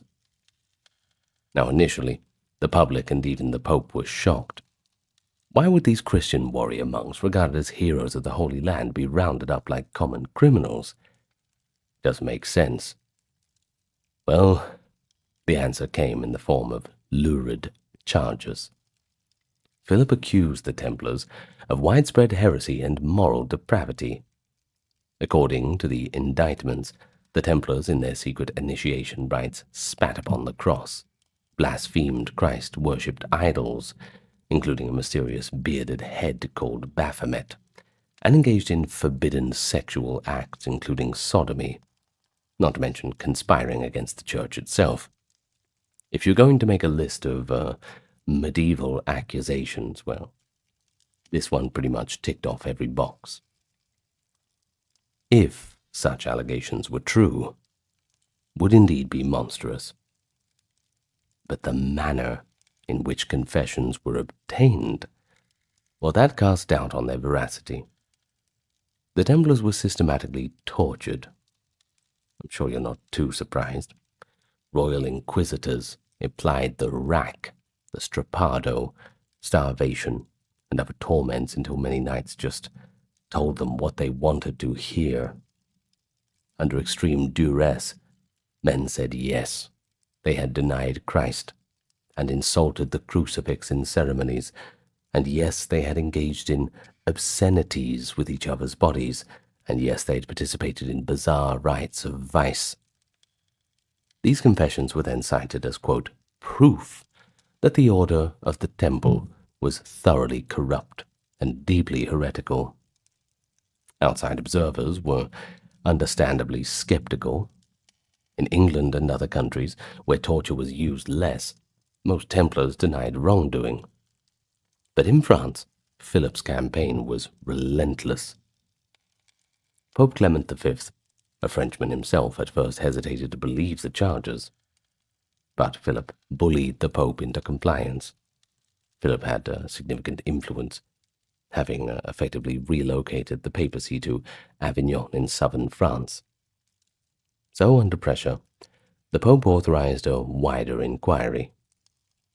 Ultimately, at the Council of Vienne in 1312, Clement formally suppressed the Knights Templar, not definitively pronouncing them guilty, but abolishing the order completely, quote, for the good of the Church, to end the scandal and turmoil. But by then, the Templars' lands and assets in France had largely been confiscated by the Crown, or transferred to another order, i.e. the Knights Hospitaller. The once proud brotherhood crushed.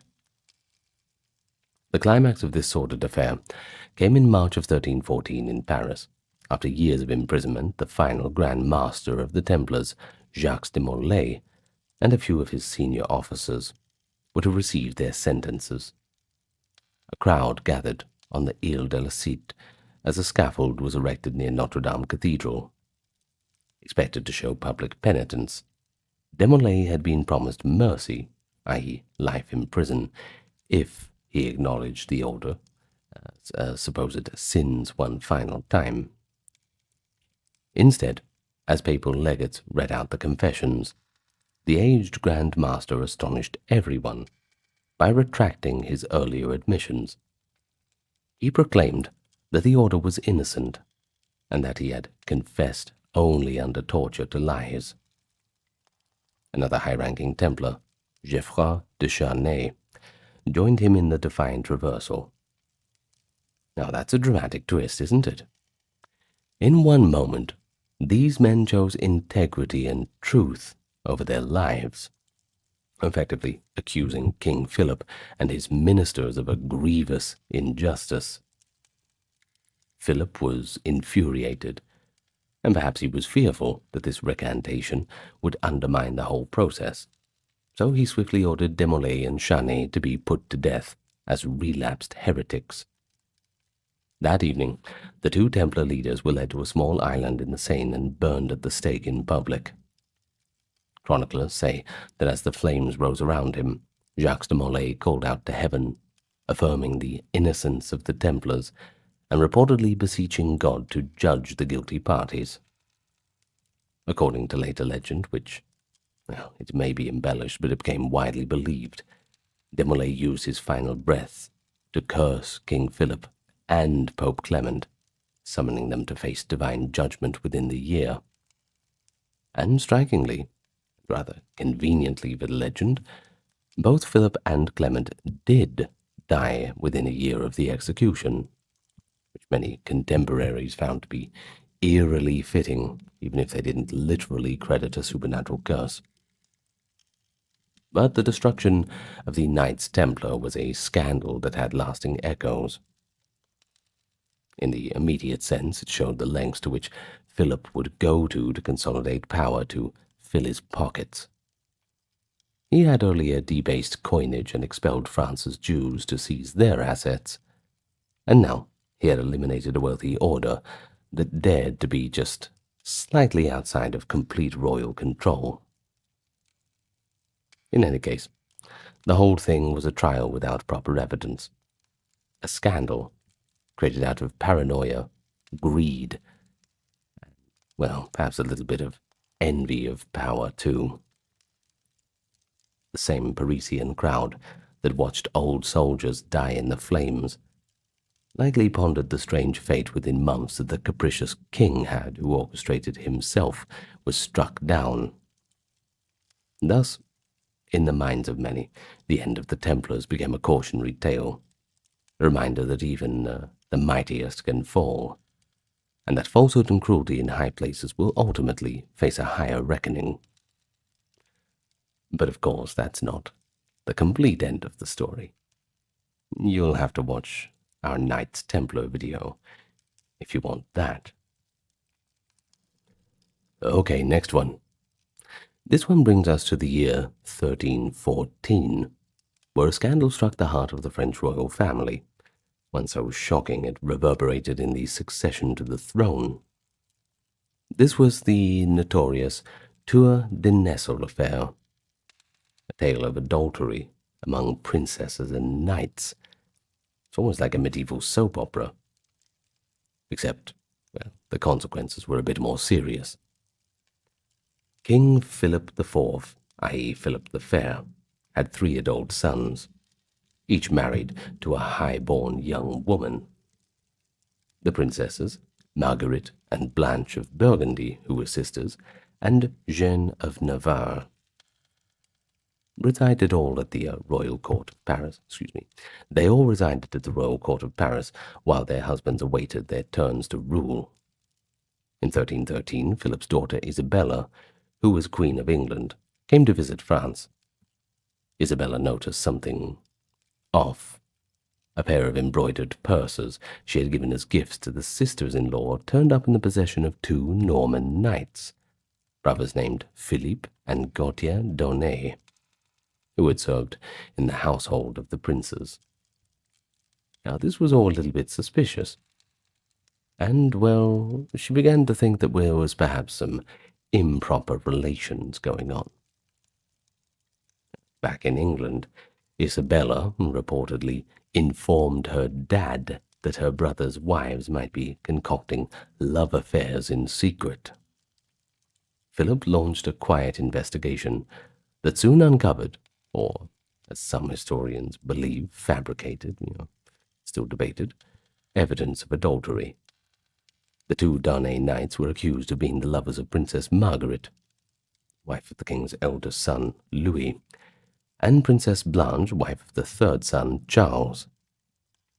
The meetings had allegedly taken place at a guard tower in Paris, the Tour de Nesle, which gave the scandal its enduring name, of course. Jeanne of Navarre, married to the 2nd son, the future Philip V, was implicated as well, but mostly as having known about her sisters-in-law's misconduct, and perhaps exchanging secret notes, not as an active participant of adultery herself. Once confronted, things went south pretty quickly. The knights were arrested and put to torture. Under pain, they confessed to the adulterous liaisons and whatever other salacious details their interrogators demanded, including clandestine nighttime trysts facilitated by members of the household. Now, whether that was true or not, it didn't really matter. It seemed like it was just coerced. The reaction of King Philip was going to be unforgiving in any case. Adultery involving the wives of the royal heirs, it wasn't just a private sin. It was treasonous, because it cast doubt on the paternity of potential future kings, and this struck at the dynastic integrity of the monarchy. Accordingly, the punishment was quite draconian. In April of 1314, the 2 knightly brothers, once dashing courtiers, were subject to public execution of horrific brutalities. Contemporary accounts indicate they were castrated and then flayed or broken on the wheel, in essence tortured to death in a spectacle to fit their alleged betrayal. One chronicle describes that after enduring mutilation, their bodies were finally hanged or quartered.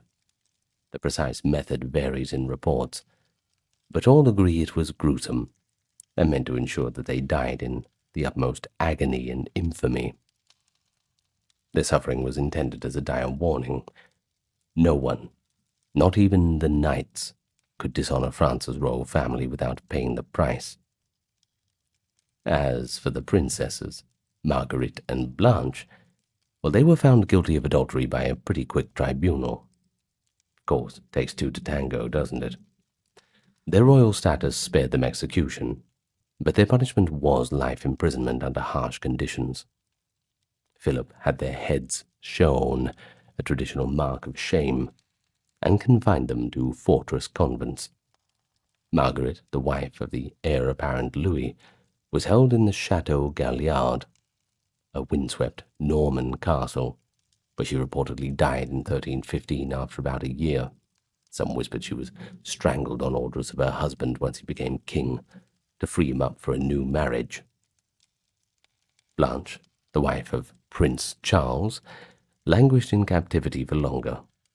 After about 8 years, her marriage was annulled, and she was eventually allowed to take the veil as a nun, dying in obscurity by 1326. Excuse me. Now, as for Jeanne of Navarre, the third princess, who had maintained her innocence, she was placed under house arrest for a time. Remarkably, her husband, Philip, who became King Philip V in 1316, chose to rehabilitate her, likely because he needed her rich inheritance of Navarre and perhaps believed her to be less culpable. Jeanne was thus reinstated and even crowned queen consort. Her name cleared officially, though gossip doubtless persisted.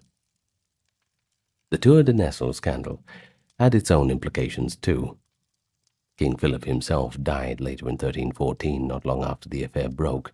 Some observed that his lineage seemed to fall under a curse following these events. Within the next decade and a half, all three of Philip's sons, Louis X, Philip V, and Charles IV, reigned in turn, but each of them died without a surviving male heir. Margaret's only child, Jeanne of Navarre, born to Louis X, had her legitimacy called into question due to the mother's adultery, complicating the succession. Ultimately, the direct Capetian dynasty ended in 1328, and it led to the rise of a new royal house, the Valois, and disputes that helped spark the 100 Years' War with England, as King Edward III of England, son of Isabella, pressed a claim to the French throne when the male line failed. While many factors led to that conflict, it is striking that the scandal of 1314 weakened the prestige and stability of the French royal family at the critical moment.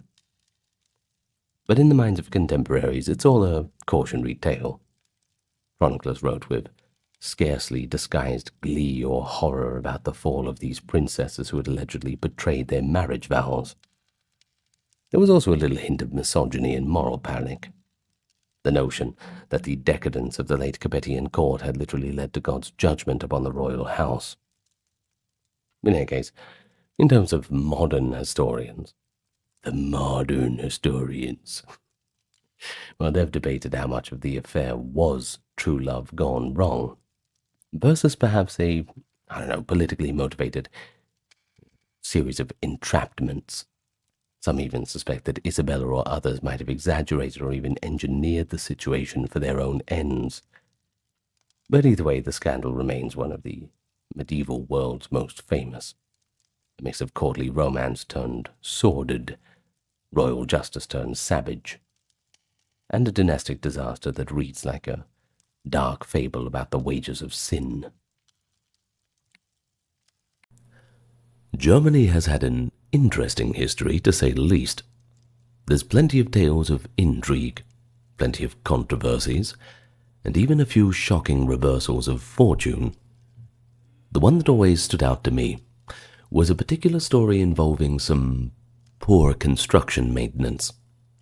It was the grand assembly of nobles, clicking glasses, all having a great time, until that rotten floor collapses, and they all fall down into a cesspit of sewage. Now, if that's not a shocking reversal of fortune, I don't know what is. But that's a real story, And we're going to get into it in more detail in today's video, because we are continuing our scandalous series. This time, we are in medieval Germany. So, if you'll come with me for the next hour to hear a little bit of medieval gossip, you might find a few little anecdotes you find interesting. Welcome to the channel, everyone. Thank you to everyone keeping it ad-free by supporting with those links in the pinned comment. Thank you to our members and donators. If you can't do that, a like, comment, and subscribe is completely free. Helps push us out in the algorithm. Anyway, let's get on with it. Medieval Germany's reputation for scandal arguably began in the tumultuous 10th and 11th centuries. This was a time when they were under the Saxon and Salian kings. Even as the Holy Roman Empire was still consolidating, there were a few shocking events that rattled up the politics. A legendary early example is the story of Empress Kunigund of Luxembourg, around the year 1007. Kunigund, the devout wife of Emperor Henry II, faced malicious rumors. Apparently everyone was saying that she was an adulteress. According to later chronicles, the empress demanded a trial by ordeal. She wanted to prove her virtue. In a dramatic public spectacle, Kunigund walked barefoot over red-hot plowshares. And guess what? She emerged completely unscathed, a divine sign of her innocence. A vindication of a queen's honor that became a famous tale in German lore. And it shows that even at the pinnacle of imperial power, scandalous accusations could threaten reputations. Extraordinary measures were taken to refute that. But not all controversies ended so neatly. The Saxon kings and their Salian successors often found themselves embroiled in more worldly scandals. The imperial court of this era was a cauldron of rivalry, and sometimes that boiled over into outright betrayal. There is one infamous story, the coup of Kaiserwerth in 1062. At that time, King Henry IV was only a boy of 11 years old, ruling under the regency of his rather pious mother, Empress Agnes. But sensing a weakness, a faction of ambitious nobles, led by Archbishop Arno of Cologne, staged a brazen kidnapping of the young boy. They lured Henry onto a boat on the Rhine River at Kaiserwerth under false pretenses, and suddenly they sailed away, carrying him away from his mother's household.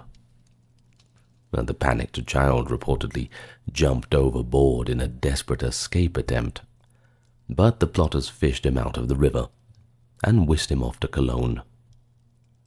This abduction of a monarch by his own guardian was justified in the conspirators' view by claims that Agnes's rule was inept and unworthy of a woman.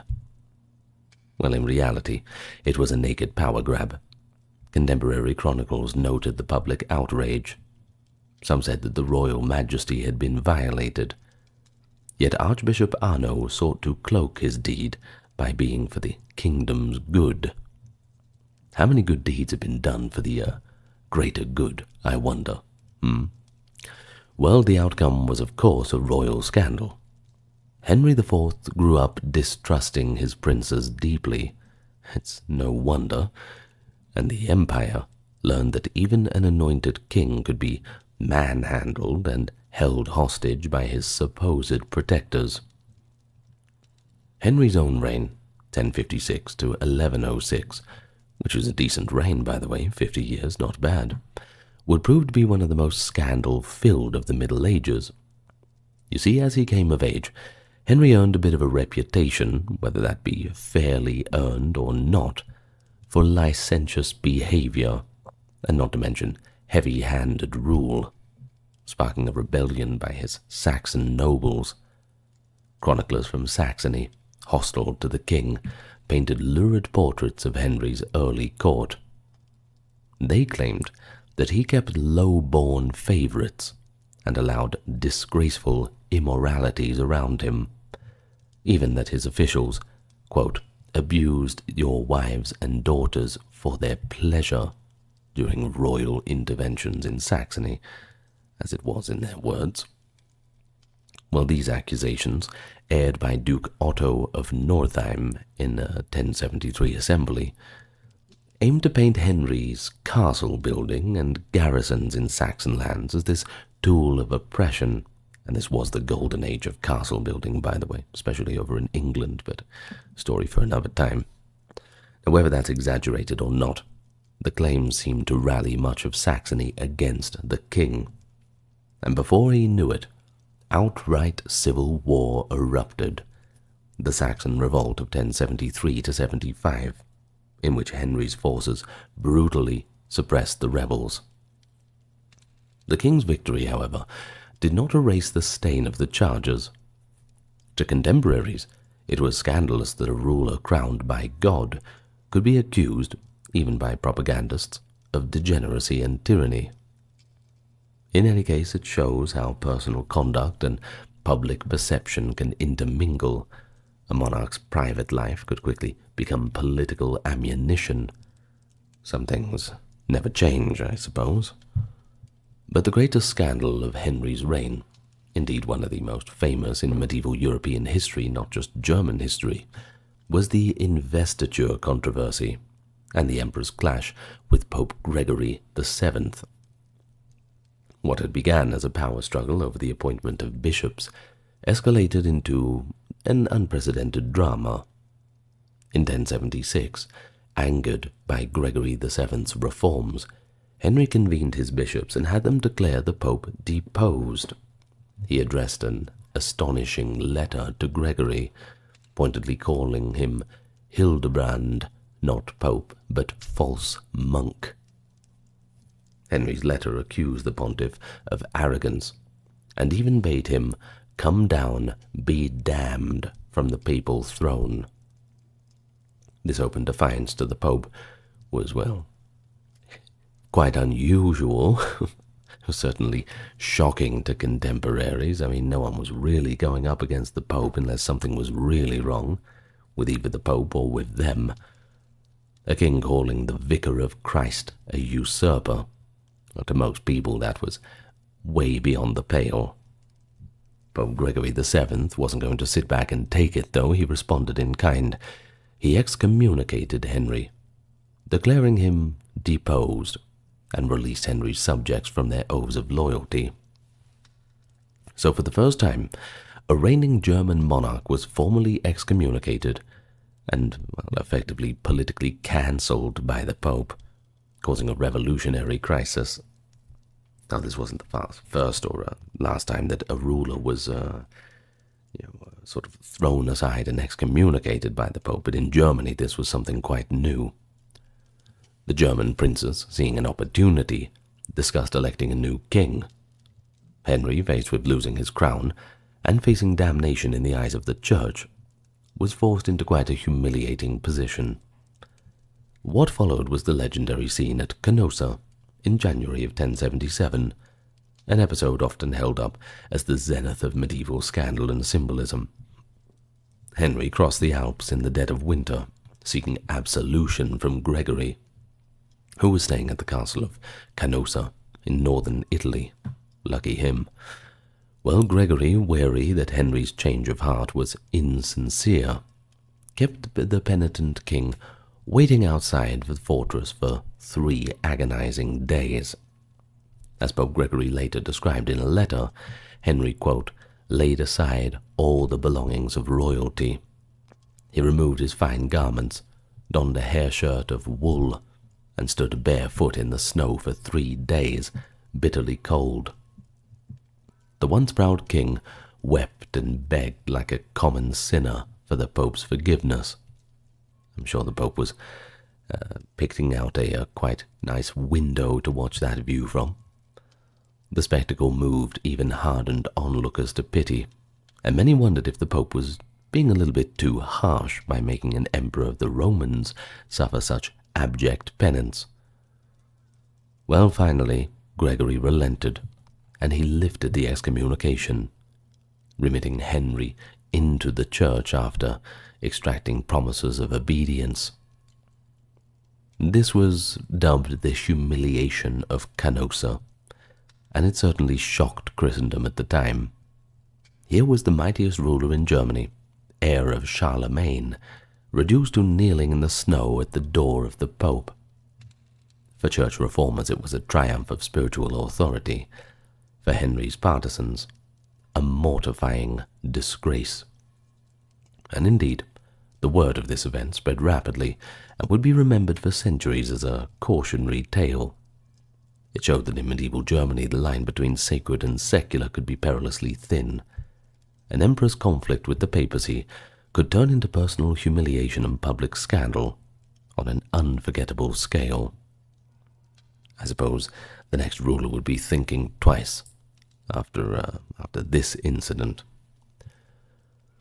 Well, although Henry emerged from Canossa temporarily reconciled, the investiture conflict raged on.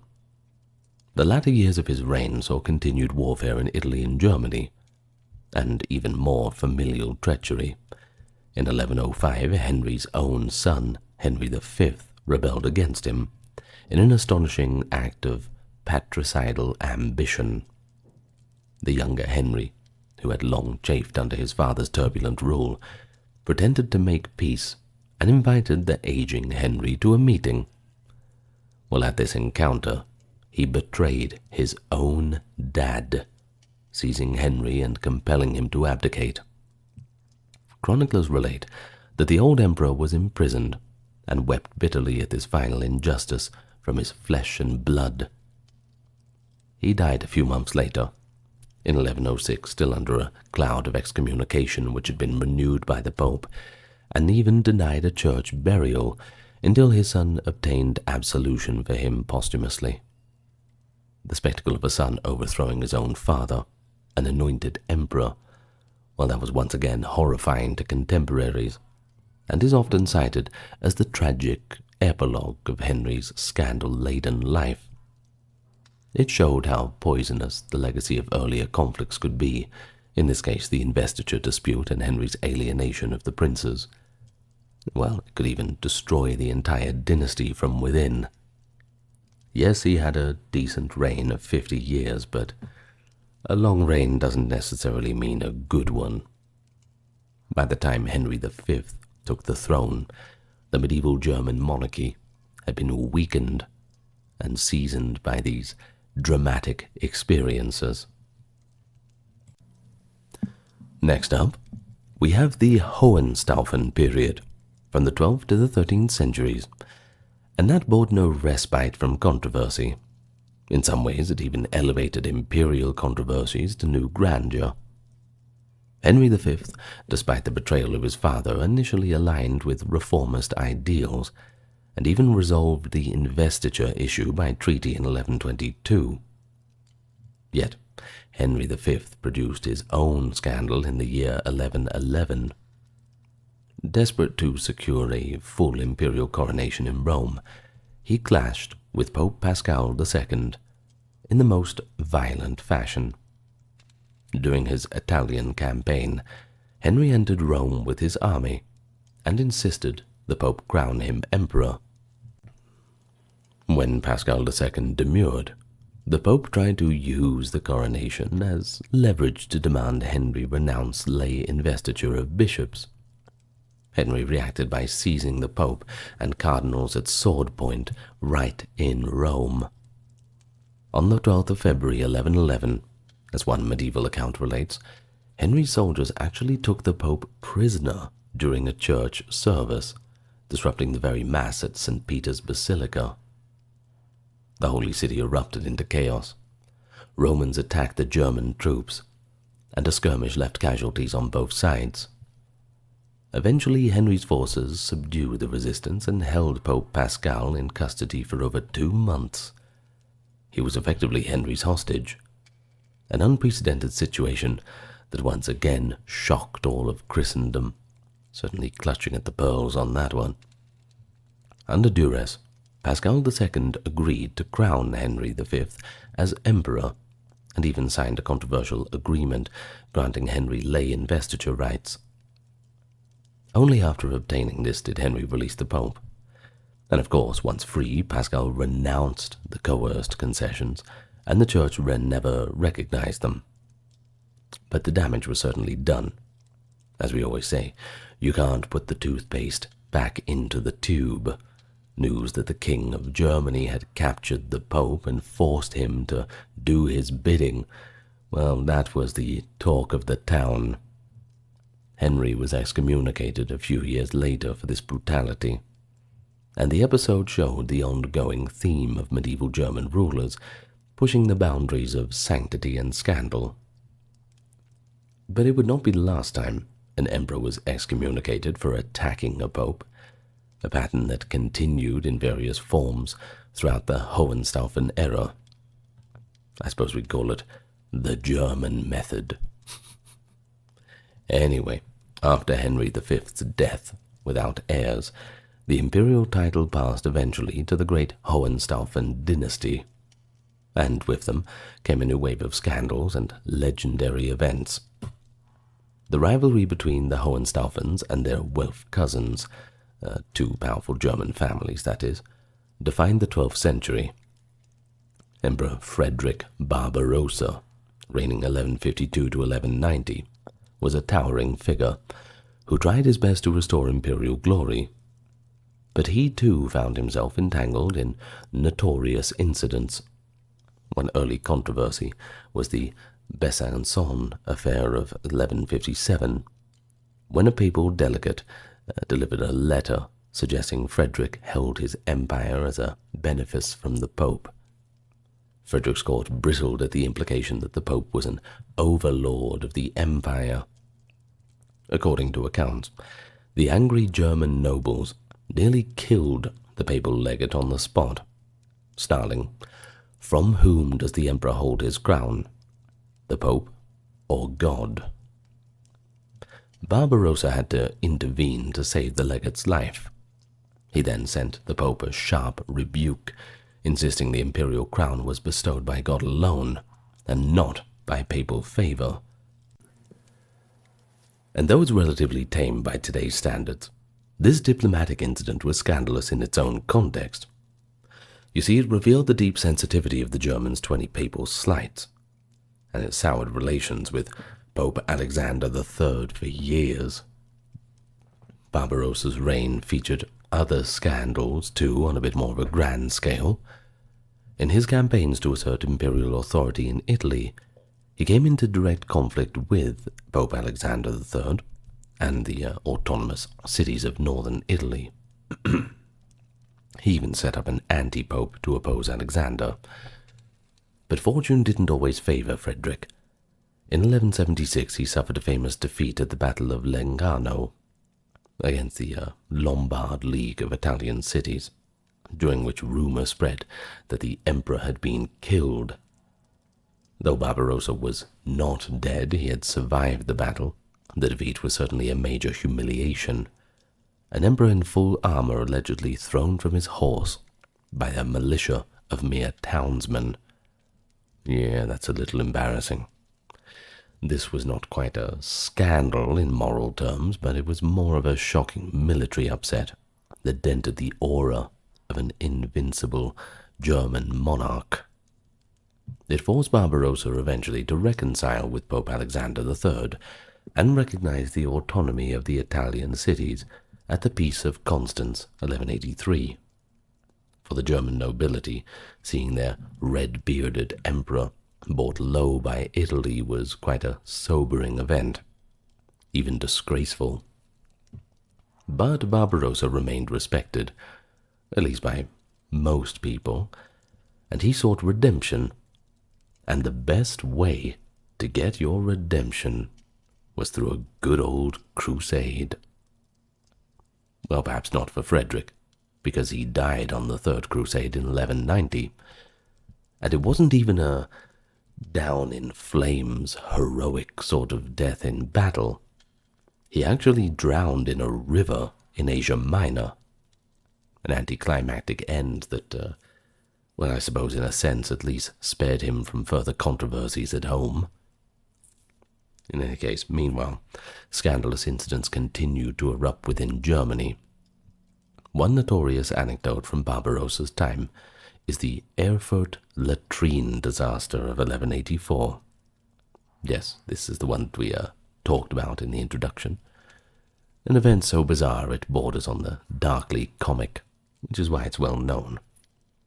Barbarossa's son, the young King Henry VI, was holding a royal tribunal in the city of Erfurt to settle a dispute between two feuding vassals, the Archbishop of Mainz and the Landgrave of Thuringia. Dozens of nobles, knights, and clergy from across the region crowded into an upper floor of a stone building next to St. Peter's Church for the meeting. The weight of so many dignitaries proved to be too much for the aging floor timbers, and so without warning, the floor just gave way beneath them. Now, a horrific scene ensued. The entire assembly plunged through the collapsing story into the cesspit of the latrines on the ground floor. Out of every floor they could have chosen to stand on, it had to be the one right above the latrines.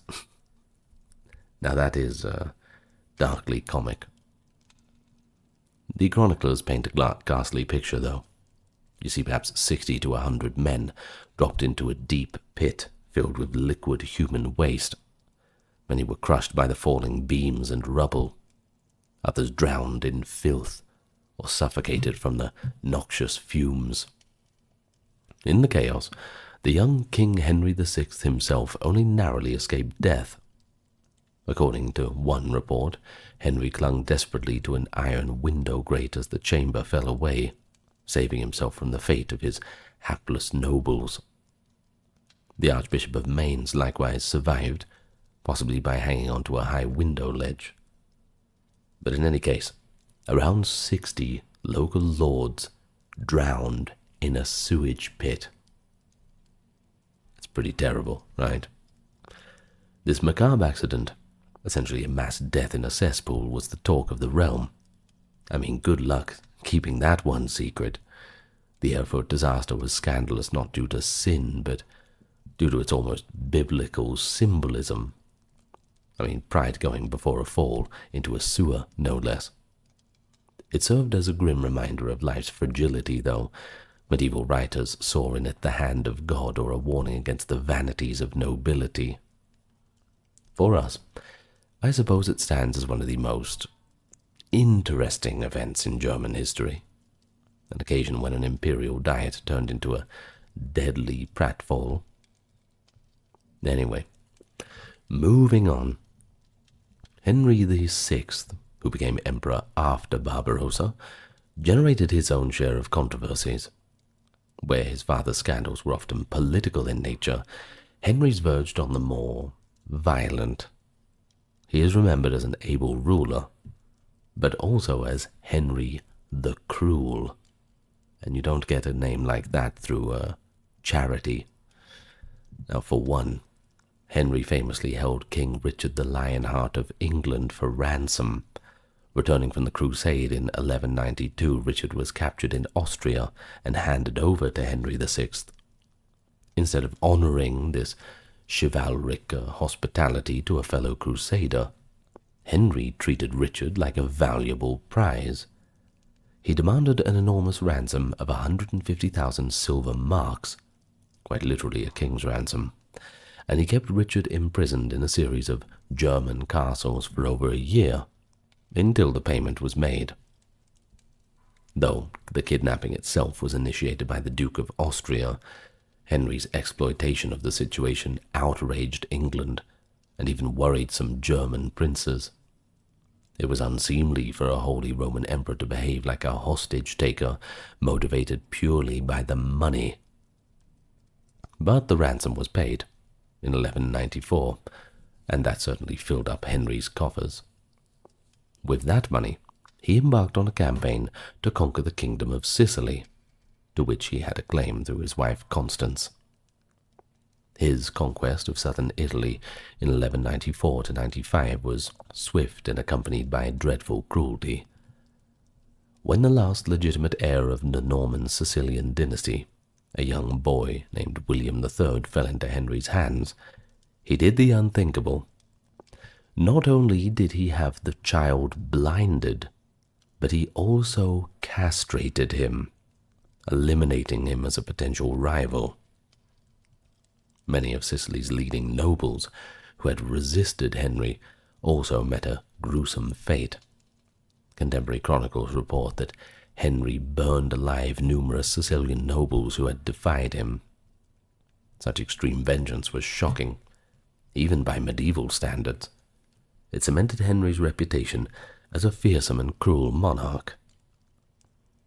While he expanded the Hohenstaufen Empire to its zenith, ruling Germany, Italy, and Sicily, Henry's actions also served as a cautionary tale of tyranny. The whispers of his cruelty echoed. This was an emperor who would break oaths, imprison kings, and even harm children to secure power. Well, it's little wonder that when Henry died suddenly in 1197, at only the age of 32, by the way, likely of illness, some chroniclers insinuated that it was the hand of God sending him to a little trip to hell early. The end of Henry's life plunged the empire into yet another scandal-ridden succession crisis. Never gets easier, doesn't it? The late 12th and early 13th centuries saw multiple kings vying for the throne, backed by the warring factions of nobles, a period of civil war and contested kingship. After Henry VI, two rivals were elected in 1198, Philip of Swabia, Henry's Hohenstaufen brother, and Otto of Brunswick, Otto IV from the Welf family. A bitter struggle ensued for a decade, with both sides trying to win allies through bribes, marriages, and promises. Philip of Swabia seemed to be gaining the upper hand in 1208, when an event occurred that shocked the kingdom. On June 21st, 1208, King Philip was attending a wedding feast at Bamberg, the marriage of his niece to a nobleman. And while he was there, he was murdered, assassinated in cold blood. And who was this murderer? It was Count Otto of Wittelsbach, a Bavarian noble. This crime was essentially an act of personal vengeance that became a political calamity. Count Otto had previously been betrothed to one of Philip's daughters, but Philip had broken the engagement and given his daughter and other promised brides to more valuable allies. Feeling spurned and dishonored, the unstable Count Otto flew off the handle. When he entered Philip's chambers during the wedding celebrations, took out a knife and just started stabbing him to death, reportedly splitting Philip's skull with his blade, as the king's horrified wife and guests just looked on in horror. The news that King Philip, the only surviving son of the great Barbarossa, had been murdered by one of his own vassals in a private quarrel, well, that was almost unbelievable. It marked the first assassination of a German king in many centuries. One chronicle noted that no king had met such an end since Merovingian times. The scandal had multiple layers: the sacrilege of killing an anointed king, the breach of hospitality at a wedding, and the petty motive of a broken betrothal behind it all. Most chroniclers, as later historians blamed the withdrawal of a promised marriage as the assassin's motive, agreed that this was rather distasteful. In other words, a dynastic marriage alliance had gone wrong and led to a regicide. The immediate effect, of course, was chaos. Otto of Wittelsbach fled and was outlawed, eventually to be killed himself, while Otto of Brunswick, Otto IV, suddenly found himself unopposed, and he became the sole ruler. So it ended up okay for him. But Otto IV's triumph would be short-lived, because guess what? Scandal would catch up with him, too. Emperor Otto IV, 1208-1215, is a fascinating case of a German monarch whose downfall was tied to broken oaths and papal wrath. Otto was actually the only Welf dynasty member to become Holy Roman Emperor, and initially he had papal backing. But after Philip's death, Otto quickly overreached. He reneged on the promises he had made to Pope Innocent III. Specifically, he vowed not to seize certain territories or invade southern Italy. But once he was on the throne, well, he marched straight to the Kingdom of Sicily, the former Hohenstaufen domain. Well, this infuriated Pope Innocent III, who promptly excommunicated Otto IV in 1210. Suddenly, the excommunicated emperor found his support in Germany evaporating. The Pope even encouraged a new Hohenstaufen claimant, the young Frederick II, the son of Henry VI, to contest the throne. In 1211 to 1212, many German princes switched their allegiance to Frederick, viewing Otto as a doomed and perjured ruler. It all came to a head in 1214 at the Battle of the Bouvines in Flanders, where Otto IV, allied with England against France, was resoundingly defeated by King Philip II of France. Bouvines was not on German soil, but its impact was felt in Germany. Otto lost his remaining credibility and fled, and Frederick II was soon acknowledged as king. Otto's story shows how a ruler's personal honor and respect for the church's authority or lack thereof could make or break them. A scandalous fall for a once favored son of the church.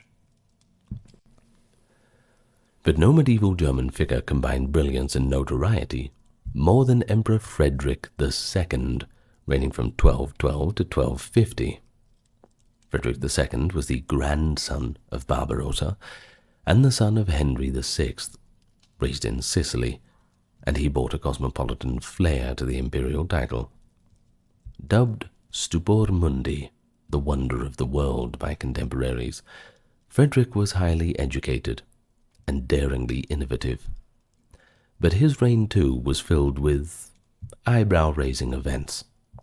Perhaps his most infamous conflict was again with the papacy, echoing his great-grandfather, Henry IV. Frederick II was excommunicated, not once, not twice, but 3 times by hostile popes during his rule. The root cause was his long delay of a promised crusade, and his attempts to dominate Italy. Pope Gregory IX in particular saw Frederick as a dangerous enemy.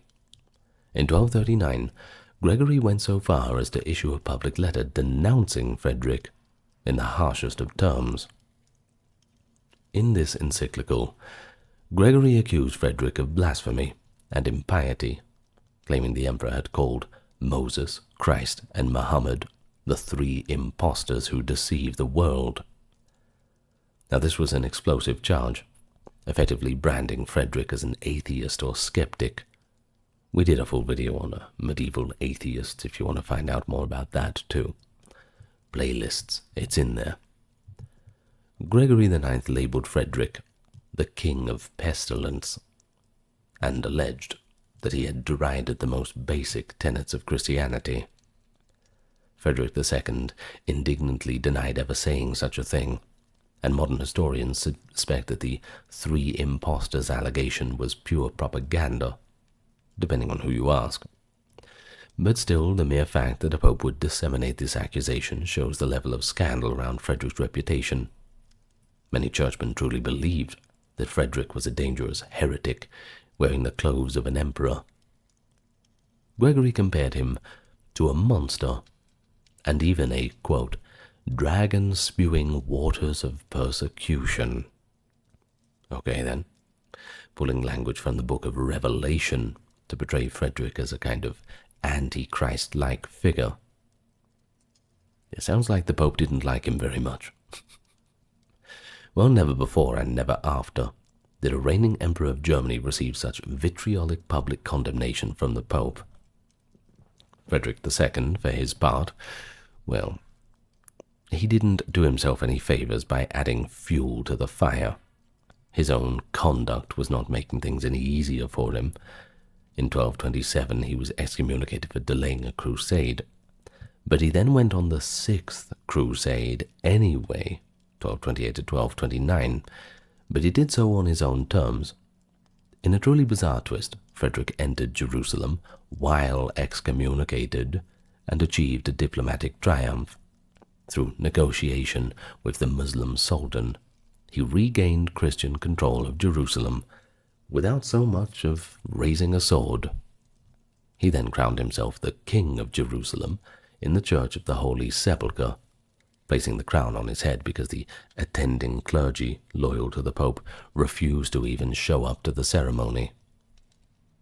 This remarkable crusade, successful yet undertaken in defiance of the papacy, left Europe understandably stunned. The Pope had called Frederick's endeavour illegitimate, but Frederick returned from the Holy Land in triumph, having done what many crusaders failed to do. Of course, Gregory promptly excommunicated him again for basically usurping the crusade. Thus Frederick earned some strange distinction of being excommunicated for not going on a crusade, and then excommunicated for going on a crusade. I mean, you can't win, can't you? I thought the crusades were a good thing, Mr. Pope. What's wrong? Anyway, it was a spectacle of dysfunction in Christendom, I suppose. But here's the thing. If we look at the common folk, many actually admired the boldness that Frederick had, while devout churchmen were more horrified. Frederick's court in Sicily also scandalized pious contemporaries. You see, he was remarkably tolerant of Muslims and Jews. He kept a harem of exotic dancers, and was rumored to dabble in scientific experiments that verged on the impious. One famous, though possibly apocryphal, story claims that Frederick conducted language experiments on infants, trying to discover the natural human language by raising babies in silence. Needless to say, a rather cruel undertaking if true, because it just doesn't really work like that, doesn't it? He also maintained a menagerie of rare animals, and corresponded with Muslim scholars, earning a reputation as an emperor more interested in philosophy and, well, falconry as well, rather than actually praying. So to the more conservatively minded, Frederick's behavior confirmed the worst fears. He seemed irreligious, unbound by Christian humility. By the end of Frederick's life, the German princes had split into pro- and anti-Staufen camps, and civil war was just around the corner. The Pope eventually declared a crusade against Frederick himself, and after Frederick died in 1250, the once mighty Hohenstaufen dynasty collapsed. In 1254, the empire entered the so-called Great Interregnum from 1254 to 73, a period with no universally recognized emperor. Of course, this era gave rise to its own sort of scandals, with royal authority absent, robber barons and feuding lords ran amok. Local chronicles from the mid-13th century lament how justice had fallen silent in the empire.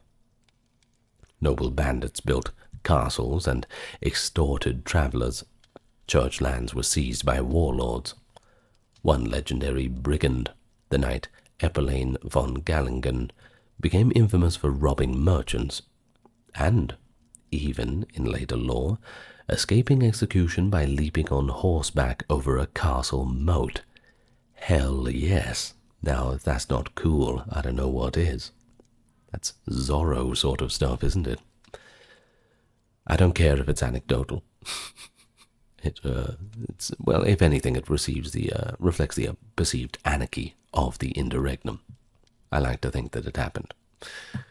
It was a time when the imperial title itself was put up for sale, quite literally, as rival claimants like Richard of Cornwall, brother of King of England, and Alfonso of Castile paid huge bribes to win elections by some German princes. The corruption at the highest level was scandalous. The throne of Charlemagne seemed reduced to a commodity to be bought and sold. Not until 1273 was stability restored by the election of a minor Swabian count, Rudolf of Habsburg. Yeah, you might recognize that name. Who was chosen precisely for his unthreatening and scandal-free reputation. Apparently he was squeaky clean. Rudolf, prompted to move to crack down on robber barons and restore order, and his success earned him respect. Yet even in this restorative phase, medieval Germany couldn't escape the sensational controversies for long. So, in the late 13th and 14th centuries, the nature of scandals in the German lands seems to have shifted a little bit. You see, the clash of emperors and popes cooled off after the Hohenstaufen fall. Maybe everyone was just a little bit tired, who knows. Instead, we see scandals stemming from disputed successions, misrule by weak kings, and social turmoil. The House of Habsburg, which gained the throne with Rudolf, soon provided its own dramas. Rudolf's son, King Albert I, met a grisly end reminiscent of earlier betrayals. In 1308, while travelling near the river Reuss, Albert was murdered by his own nephew, Duke John. Act of a familial revenge. You see, John, later dubbed John the Parricide, felt cheated because his late father, i.e. Albert's brother, had not received his promised share of the Habsburg lands. Consumed by rage at his uncle's refusals, John and some co-conspirators ambushed King Albert on a bridge. In front of the king's wife and attendants, John struck his uncle down with a sword, cleaving his skull. The king of the Romans died there, by the river, at the hand of his own kin. This shocking crime echoed the murder of Philip of Swabia a century earlier, of course. Now again, a personal vendetta within the royal family had led to a regicide. The political fallout was limited, though. Albert was not a beloved ruler. He was quickly succeeded by Henry VII of Luxembourg, but the stain on the Habsburgs was deep. The dynasty's attempt at building a hereditary monarchy was cut short by this parricide, and the murderer, John, became a fugitive, haunted by his deed. But the incident also reinforced a harsh lesson. In the empire, nobody, not even the king, was immune to violent overthrow. The 14th century saw the rise of the Luxembourg dynasty on the imperial throne. Notably, Emperor Charles IV, ruling 1346 to 78, who did his best to bring stability through the Golden Bull of 1356, a law to regulate imperial elections, and tried to curb bribery. Under Charles, major scandals were fewer, as he was shrewd and quite a peaceable ruler. No nonsense. But soon after came one of the most curious royal figures of the era, Wenceslaus IV of Bohemia, King of the Romans, 1376 to 1400. Wenceslaus, a son of Charles IV, gained notoriety for incompetence and personal excess. He had a reputation as a heavy drinker, and was accused of gross mismanagement of the empire's affairs. While Germany faced unrest, including the early stirrings of heresy in Bohemia, King Wenceslaus was more interested in hunting and, well, putting on big feasts, just drinking and eating and having a good time. A particularly scandalous episode for Wenceslaus was his clash with the Archbishop of Prague. In 1393, a senior cleric named Jan of Nepomuk defied Wenceslaus by upholding church autonomy in a local dispute. The king, in a drunken fury, had Jan of Nepomuk and other priests arrested. According to the later legend, and corroborated by some chroniclers, Wenceslaus personally oversaw the torture of Jan, trying to extract some information. Legend says it was the Queen's Confessions. When Jan of Nepomuk refused to yield, Wenceslaus ordered him to be executed. The priest's bound body was thrown off the Charles Bridge into the Vltava River in Prague, where he drowned. This murder of a cleric, later elevated to sainthood, caused outcry. It epitomized Wenceslaus' tyranny and irreverence, undermining his standing, of course. Indeed, just a few years later, in 1400, Germany's frustrated princes took the extraordinary step of deposing Wenceslaus as king of the Romans on grounds of his incapacity and neglect. Their formal statement essentially accused him of dereliction of duty, a very rare event in imperial history.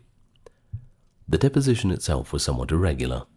Wenceslaus continued to rule Bohemia, but it showed that the German electors would not tolerate a scandalously ineffective monarch on the throne, at least not any more.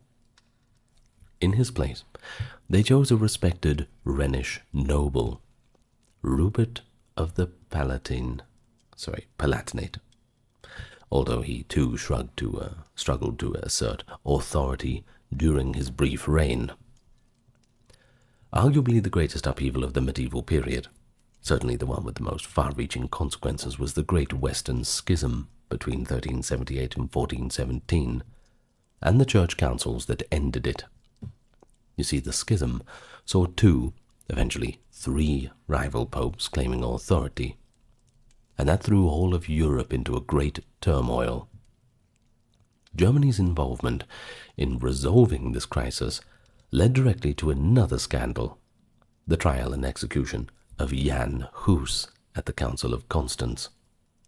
By 1410, Sigismund of Luxembourg, Wenceslaus' half-brother, had become king of Germany. Sigismund took a leading role in convening the Council of Constance from 1414 to 18 to end the papal schism and institute reforms. One issue on the agenda was dealing with heresy, in particular the teachings of Jan Hus, a Czech reformer and preacher who had criticized the church corruption. Sigismund invited Hus to Constance under a promise of safe conduct, to ensure he could present his views before the council. Hus, trusting the guarantee, came to Constance. However, once there, he was arrested and tried for heresy by the ecclesiastical authorities. This put Sigismund into a bit of a dilemma. His formal safe conduct pledge clashed with the council's insistence that a heretic be condemned. But Hus refused to recant his positions, and the council decided to execute him. In a scene recorded by observers, Jan Hus reminded Sigismund publicly of his guarantee of safety. Hus turned to face Sigismund and protested that he had come under the king's protection, causing Sigismund to go red in the face and avert his eyes in shame. Yet Sigismund did not intervene. Hus was burned at the stake, July 1415, with Sigismund's tacit assent. It was widely seen as a treacherous breach of promise on the part of a king. Even some who disagreed with Hus's views were uneasy that a guarantee by the king of the Romans had been dishonored. Hus's Czech followers certainly viewed it as a betrayal and martyrdom. Indeed, the execution of Jan Hus with the imperial approval ignited the Hussite Wars in Bohemia, a ferocious rebellion of the Czechs against both church and empire. So for decades, between 1419 and in the 1430s, armies of zealous Hussite peasants and nobles, wielding farm flails and riding in wagons, defeated one crusade after another sent against them. It was a massive embarrassment for Sigismund, that's for sure, and the German nobility that these heretics repeatedly routed armored knights of the empire in battle. In one notorious clash, the Battle of Domažlice in 1431, a crusade army fled in panic merely upon hearing the Hussites' thunderous battle hymn. Such incidents were not only military fiascos, but spiritual ones. You see, God seemed to be granting victory to the heretics, and that undermined the imperial and papal authority. I mean, when you say God is on our side and you keep losing battles, a few people start to question if that statement is really true, right? Well, ultimately, Sigismund did succeed in ending the papal schism. The Council of Constance deposed the rival popes and elected Martin V as sole pope in 1417, a huge step in healing the church. But Sigismund's own reputation never fully escaped the Hus affair. The image of the King of Germany breaking an oath of safe conduct certainly tarnished the honor of the empire. But it also set a precedent of sorts. It demonstrated that in the eyes of medieval authorities, promises to condemned heretics could be dispensed with, a stance that would have even more dire echoes in later centuries of religious persecution. The heretics weren't showing up for their trials anymore, I suppose. Well, as the Middle Ages waned in 15th century, Germans saw the seeds of what would become the Reformation era. There were smaller scandals that hinted at the changes that were to come. For example, a growing preoccupation with sorcery and witchcraft emerged in some parts of Germany late in the medieval period. In 1487, a German Dominican inquisitor named Heinrich Kramer published the Malleus Maleficarum, the Hammer of the Witches, a treatise that represented the culmination of late medieval witch fears. This book, printed in the Rhineland, urged that alleged witches be prosecuted ruthlessly, and offered lurid details of their apparent pacts with the devil. Now, it wasn't really a scandal in the sense of a sudden event, but the Malleus was certainly a troubling sign of intellectual currents, effectively encouraging authorities to treat marginalized individuals as diabolical criminals. The witch-hunting hysteria would truly explode in the early modern period, but its origins in the late 1400s were certainly within the Germanic lands. One might say that the scandal here was in the mindset, an age of anxiety and superstition taking hold. That too was part of the German medieval experience. So by 1500, medieval Germany had seen it all. Emperors had been humbled by popes and excommunicated. Kings had been murdered at dinner by their vassals. Dukes had risen in rebellion and fallen in disgrace. Church councils had deposed popes and also burned visionaries at the stake. And don't forget the plague either. That swept the land. The Black Death of 1348-50 killed millions across the empire, and that gave rise to movements like the Flagellants, a procession of men who whipped themselves in a kind of public penance, a practice that spread through Germany and was eventually condemned as heretical hysteria. You see, the flagellant bands were another bizarre spectacle of the times. Up to several hundred devotees marching from town to town, shirtless, scourging their own backs until they bled, singing hymns to God's mercy. Initially, it was tolerated during the plague. The flagellants of 1349 were seen as a challenge to the church authority and was suppressed, but not before adding to the catalogue of unsettling medieval scenes. And so I think, throughout all these episodes there is a common thread: the tension between lofty ideals and human failings. Medieval Germany, as part of the Holy Roman Empire, was supposed to embody the harmony of Christian society. Emperor and Pope, twin pillars ordained to guide Christendom. Now, when they cooperated, things were good. The empire flourished. And when they clashed, as we saw with Henry IV and Frederick II and others, well, the results were often quite dramatic. Similarly, princes owed loyalty to their king and vassals to their lords. Yet time and time again we find ambition or vengeance shattering these bonds, from the kidnap at Kaiserwerth to the murders of kings by their own knights and kinsmen. The scandal of medieval Germany was not just salacious stories, but rather stress tests of a political and moral order. And so in a broader view, the accumulation of such scandals contributed to the eventual end of the medieval order. You see, the late medieval emperors, such as the Habsburg Frederick III, ruling until 1493, had relatively uneventful reigns by comparison, perhaps consciously avoiding the confrontations of their predecessors. By then, the authority of both emperor and pope had been eroded by centuries of public conflicts and failures.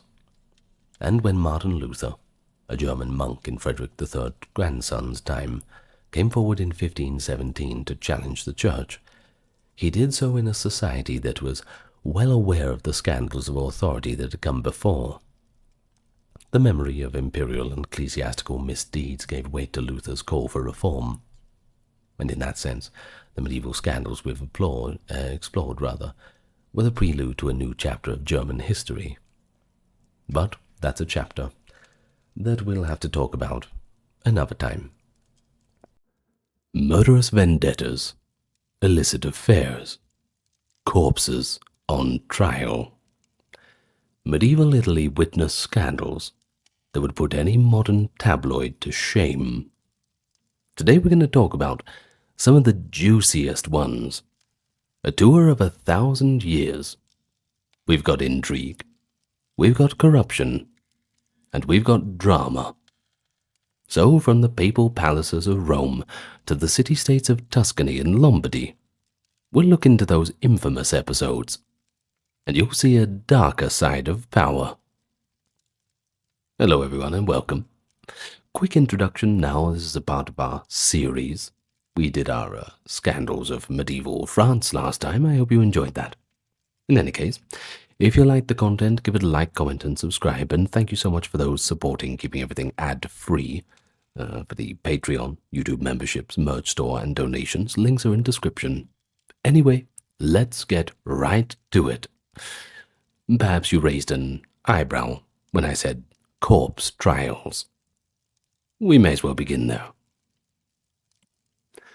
Where better to begin than smack bang in the middle of Rome, the home of the papacy, a spiritual authority mixed with a worldly ambition.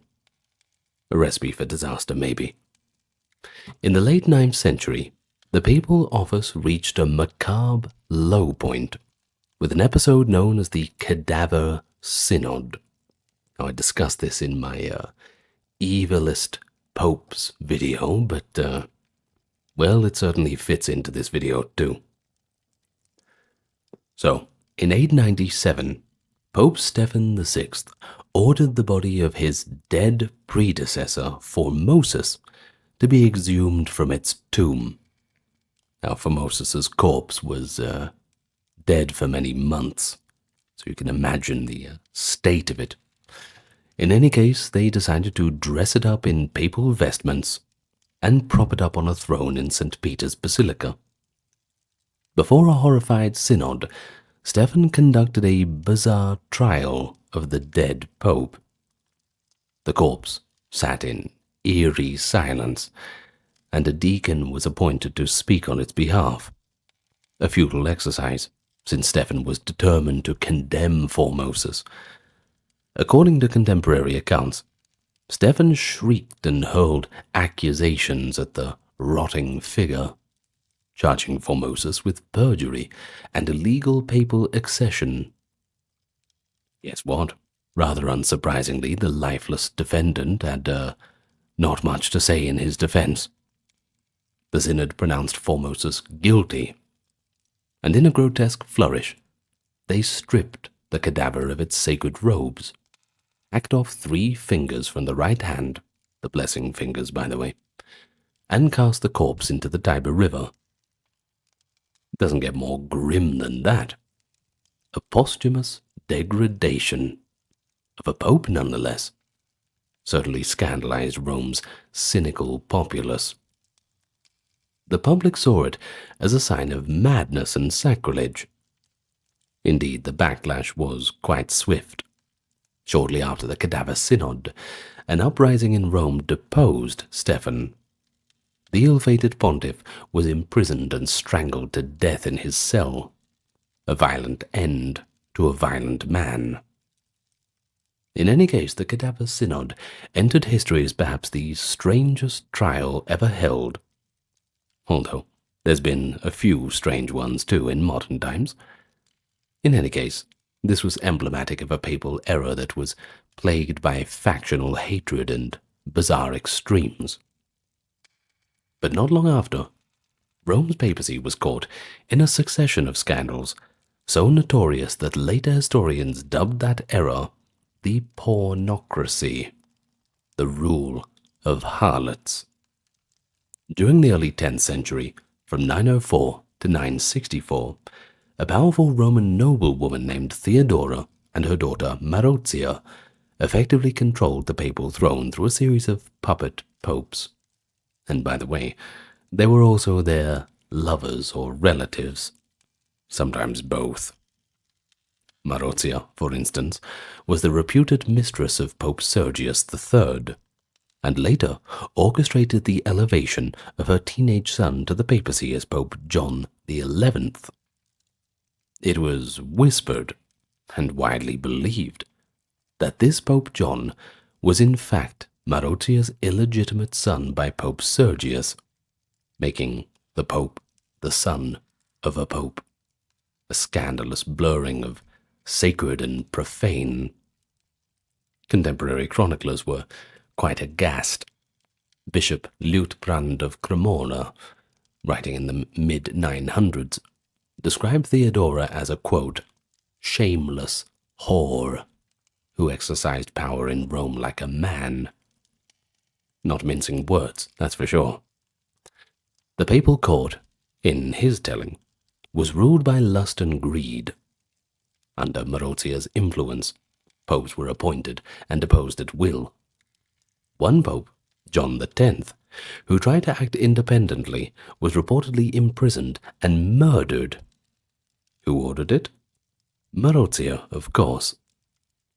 The corruption reached such depths that later legend even spawned the tale of Pope Joan, a woman who supposedly disguised herself as a man and became the Pope in the 1850s, only to be exposed when she gave birth during a procession.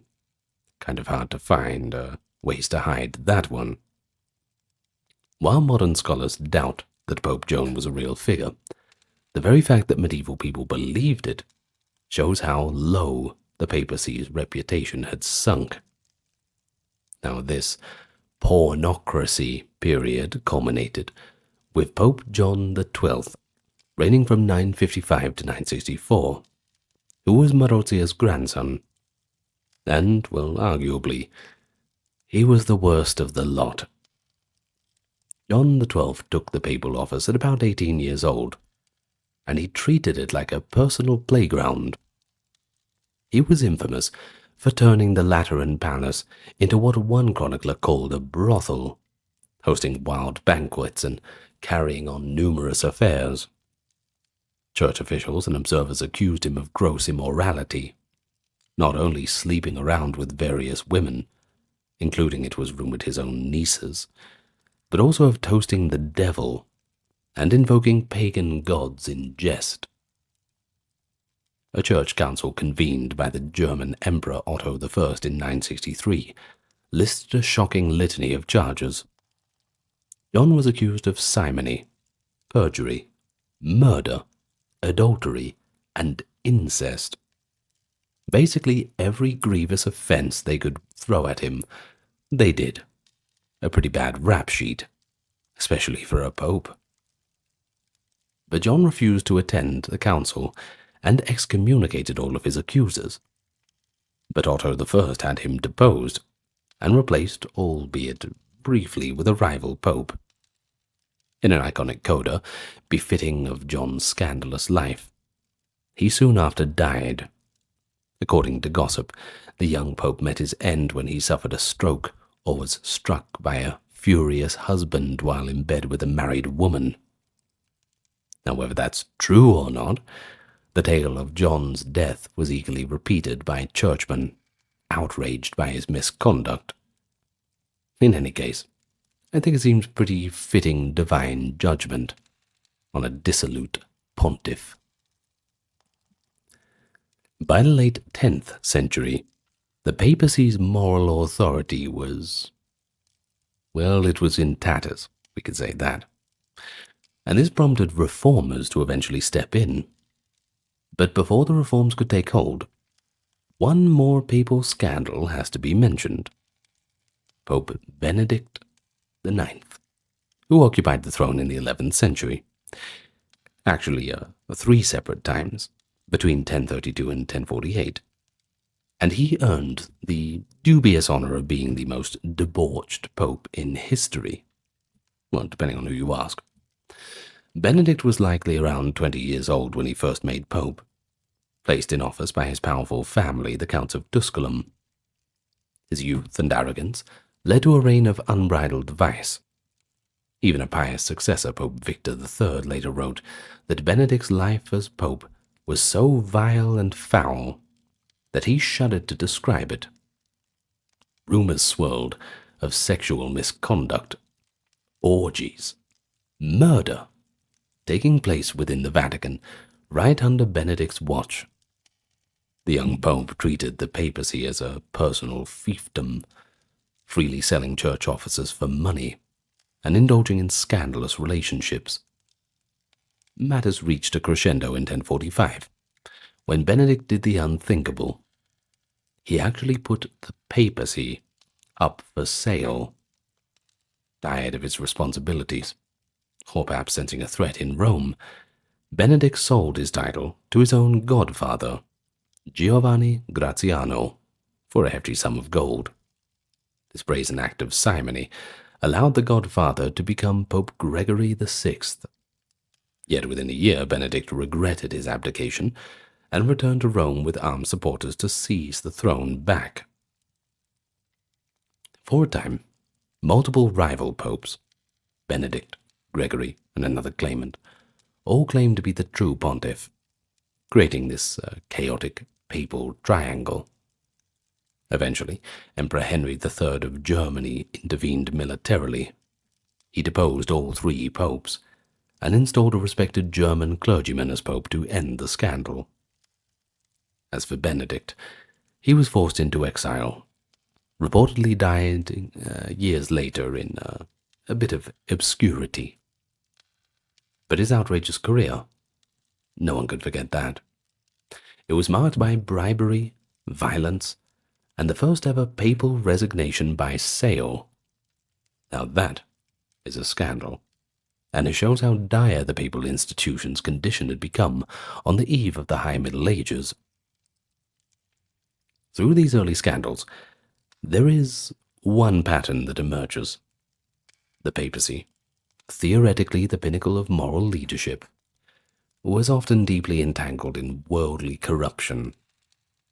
Whether it was a corpse on trial, women pulling the strings behind the throne, or adolescent popes selling out the whole institution, Rome in the 9th to 11th centuries provided ample fodder for cynics. Indeed, satirists and moralists of later centuries would look back on this era with quite a bit of scorn. Dante Alighieri, writing in the 14th century, damned several corrupt popes to suffer in the inferno of his Divine Comedy. The introduction of such reforming popes, such as Leo IX and Gregory VII in the mid-11th century, signaled a fight back against corruption. But, as we shall see, scandal in Italy merely just changed arenas. It just evolved over times. So let's move away from the church and see what's happening in the rest of Italy. In the city-states and feudal domains of the Italian peninsula, scandals took the form of bloody rivalries and personal vendettas. Medieval Italian society was very much a clannish one. Old noble families guarded their honor, and feuds, well, they could last for generations. One of the most famous of these feuds began with a romantic scandal in Florence in the year 1215. A young Florentine knight, Buondelmonte de Buondelmonti, had been betrothed to a lady of the powerful Amidei family in a marriage arranged to secure peace between feuding factions. Buondelmonte, however, all of a sudden got cold feet. According to the chronicler Giovanni Villani, as Buondelmonte was riding through Florence one day, a woman from the rival Donati family stopped him and began to mock his choice, suggesting that her own daughter would be a far more worthy and, not to mention, more beautiful bride. When the lady revealed her daughter's face, Buondelmonte was quite taken back. Love at first sight, with the devil's connivance, as it's put in the text, he abandoned his promised bride and hastily married the Donati girl instead. Well, this was quite an insult, an unpardonable humiliation for the jilted Amidei clan. Furious and dishonored, the Amidei convened a council with their allies, including the Lamberti and Uberti families. And once they were all together, hands began to rub together, and revenge was plotted. They had a few ideas. Some proposed to beat or wound Buondelmonte for this slight, but one member of the conspiracy, Mosca de Lamberti, urged a more fatal solution. He said, "An accomplished thing has a head," which is an old Tuscan proverb, apparently, which pretty much means if you want to unaccomplish something, you need to remove said head. They wanted to kill him. And so, they did. On Easter morning of 1215, as the city was celebrating the holiest of days, Buondelmonte rode across the Ponte Vecchio on a white horse, dressed in all his finery, on his way to the Donati household. But he would never get there. At the foot of the bridge near the statue of Mars, the assassins sprang their trap. Buondelmonte was yanked off his horse and stabbed repeatedly. Mosca Lamberti and Lambertuccio delivered the mortal wounds. The bright Tuscan morning suddenly turned into a nightmare as the screams of Buondelmonte's echoed across. Now, this shocking murder of a groom on his wedding day, no less, threw Florence into chaos. Villani writes that Buondelmonte's murder was the spark that split the city into two warring factions. From that day, every noble family and many common citizens took sides, half rallying behind Buondelmonte's allies, the Donati and others, who came to be called the Guelph faction, and the other half aligning with the Uberti and Amidei, who were called the Ghibelline faction. Now, in truth, these faction names came from broader European politics. Guelph indicated papal supporters and Ghibelline indicated imperial supporters. But in Florence the feud had highly personal roots, and it was all based in this scandalous, broken betrothal. Buondelmonte's affair thus ignited decades of civil strife. Feuding families engaged in tit-for-tat killings, banishments, and seizures of property. The city's history for the 13th and 14th centuries would be defined by the oscillation of Guelph and Ghibelline control, all traced by Florentines back to that Easter murder, a romantic indiscretion by one knight, essentially choosing the, quote, wrong bride. It all cascaded into this societal schism. Now Dante, a Florentine himself, alludes to this tragic vendetta in his Divine Comedy, lamenting Buondelmonte's death as the stone that cracked Florence's unity. For medieval Italians, it was more of a cautionary tale. Dishonoring another's family's daughter could unleash hell itself. Love and honor frequently intersected with violence in medieval Italy. Another famous case from the 13th century is the tragedy of Francesca de Rimini, which also found immortal fame through Dante's poetry. Francesca was a noblewoman of the Polenta family, married off for political reasons around 1275 to Giancotio Malatesta, the Lord of Rimini. Now, Giancotio was a powerful but boorish and quite physically unattractive man. Some sources even said he was deformed, and Francesca found herself drawn to someone else, of course, the other one being Paolo Malatesta, Giancotio's younger brother. Handsome and chivalrous, Paolo kindled a passionate love in Francesca, and so the two began a secret affair, finding stolen moments to meet in private. Now famously, as Dante narrates, the lovers were reading together the tale of Lancelot and Guinevere, a story of forbidden love, when, overcome by emotion, they turned from the book to share their first kiss. Well, Dante writes, Galeolt, the Pandar, was the book, and the one who wrote it, meaning the romantic literature acted as their go-between. But their bliss was short-lived. One day, the wrathful Giancotio discovered Francesca and Paolo together. Some say he burst into their room unexpectedly. In a rage, he drew his sword, and he murdered them both on the spot. Husband killing wife and brother in a single stroke. Of course, this sent quite a few shockwaves through Romagna. Locals viewed it as a scandalous crime of passion, a noble lady and her brother-in-law slain for adultery, their love story silenced in blood. Dante, writing a few decades later, gave Francesca and Paola an undying voice in his Inferno. He encounters their souls in the second circle of hell, blown about by an infernal wind, just as in life they were swept up by the whirlwind of passion. Dante's Francesca speaks tenderly of love and sorrow, describing how love led them to one death. Her words, and the pathos of the scene, made the Francesca affair one of the most celebrated romantic scandals in literature, inspiring countless retellings in later art. But to Dante's medieval audience, the lesson was pretty clear.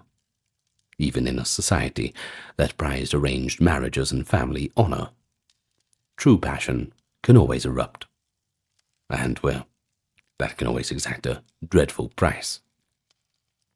But sometimes, scandals combined romantic transgression with high-level politics.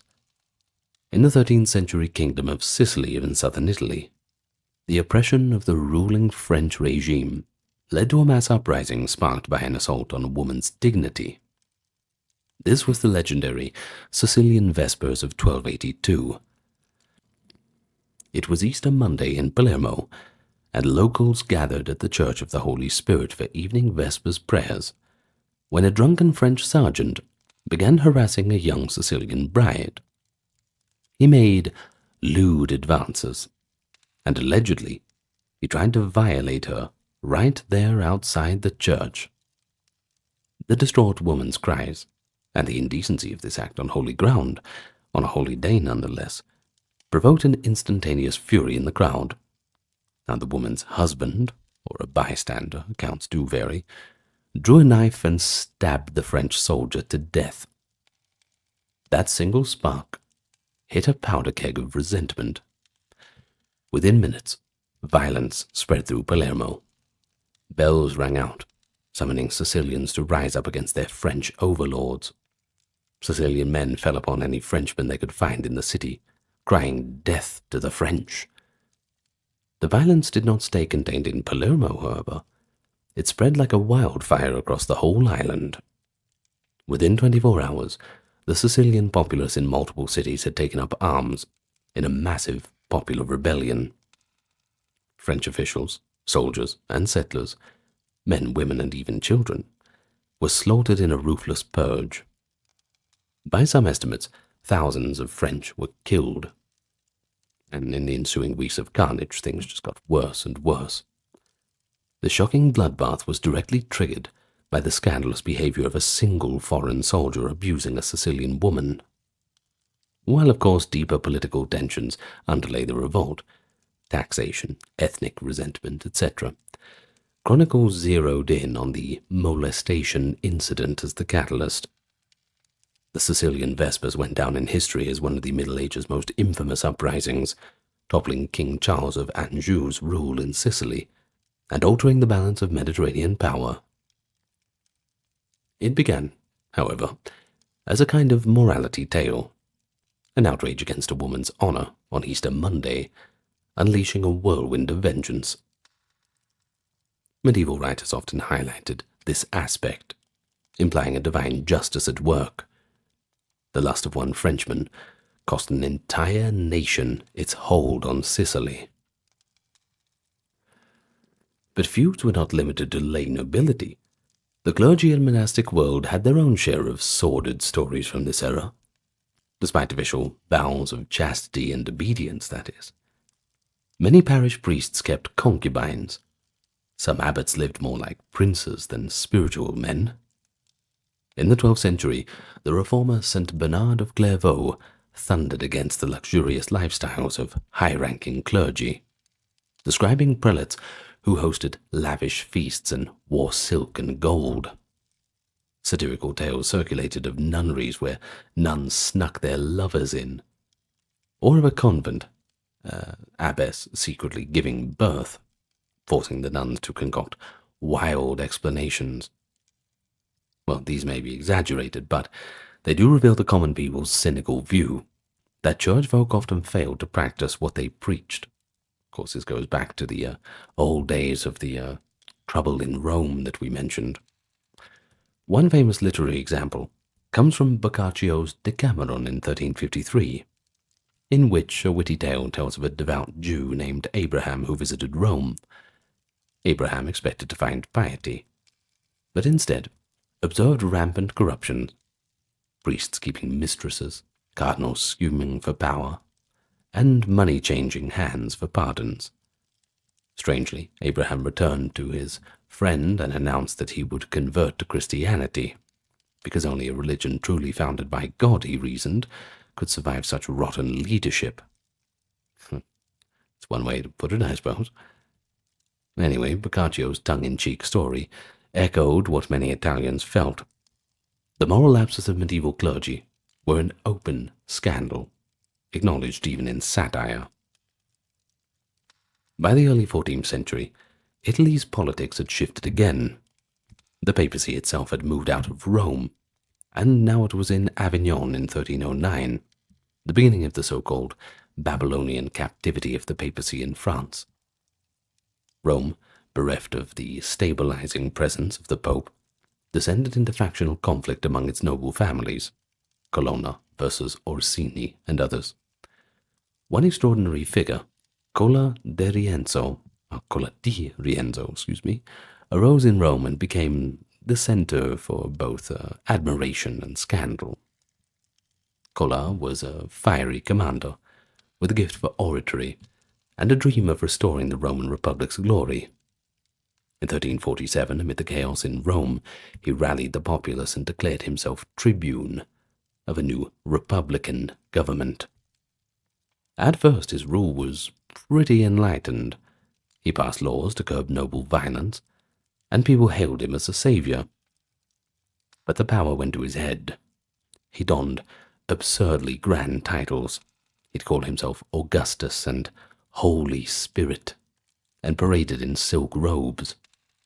His symbolic reforms gave way to personal vanity and autocracy. Within a matter of months, his supporter base was gone.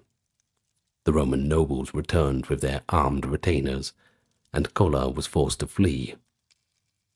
He attempted to come back years later, but in 1354 an enraged mob in Rome caught him, and in a rather ugly scene, he was stabbed to death by the crowd. His corpse was then desecrated, dragged through the streets, chopped into little pieces, and even burned. This gruesome end to a one-time idealist showed how easily public sentiment can turn, and how a hero could become a tyrant almost overnight. Cola's downfall was remembered as a scandal of failed leadership. Petrarch, the famous poet, who had once corresponded with Cola in support, mourned the wasted potential. The story served as a warning to those who would cloak themselves in high ideals, while in secret succumbing to ambition and vice. Now all these episodes, the feuds, the romance, the revolts, and the fallen idealists, they highlight a hallmark of Italian life in the High Middle Ages, the potent mix of personal passion and political consequence.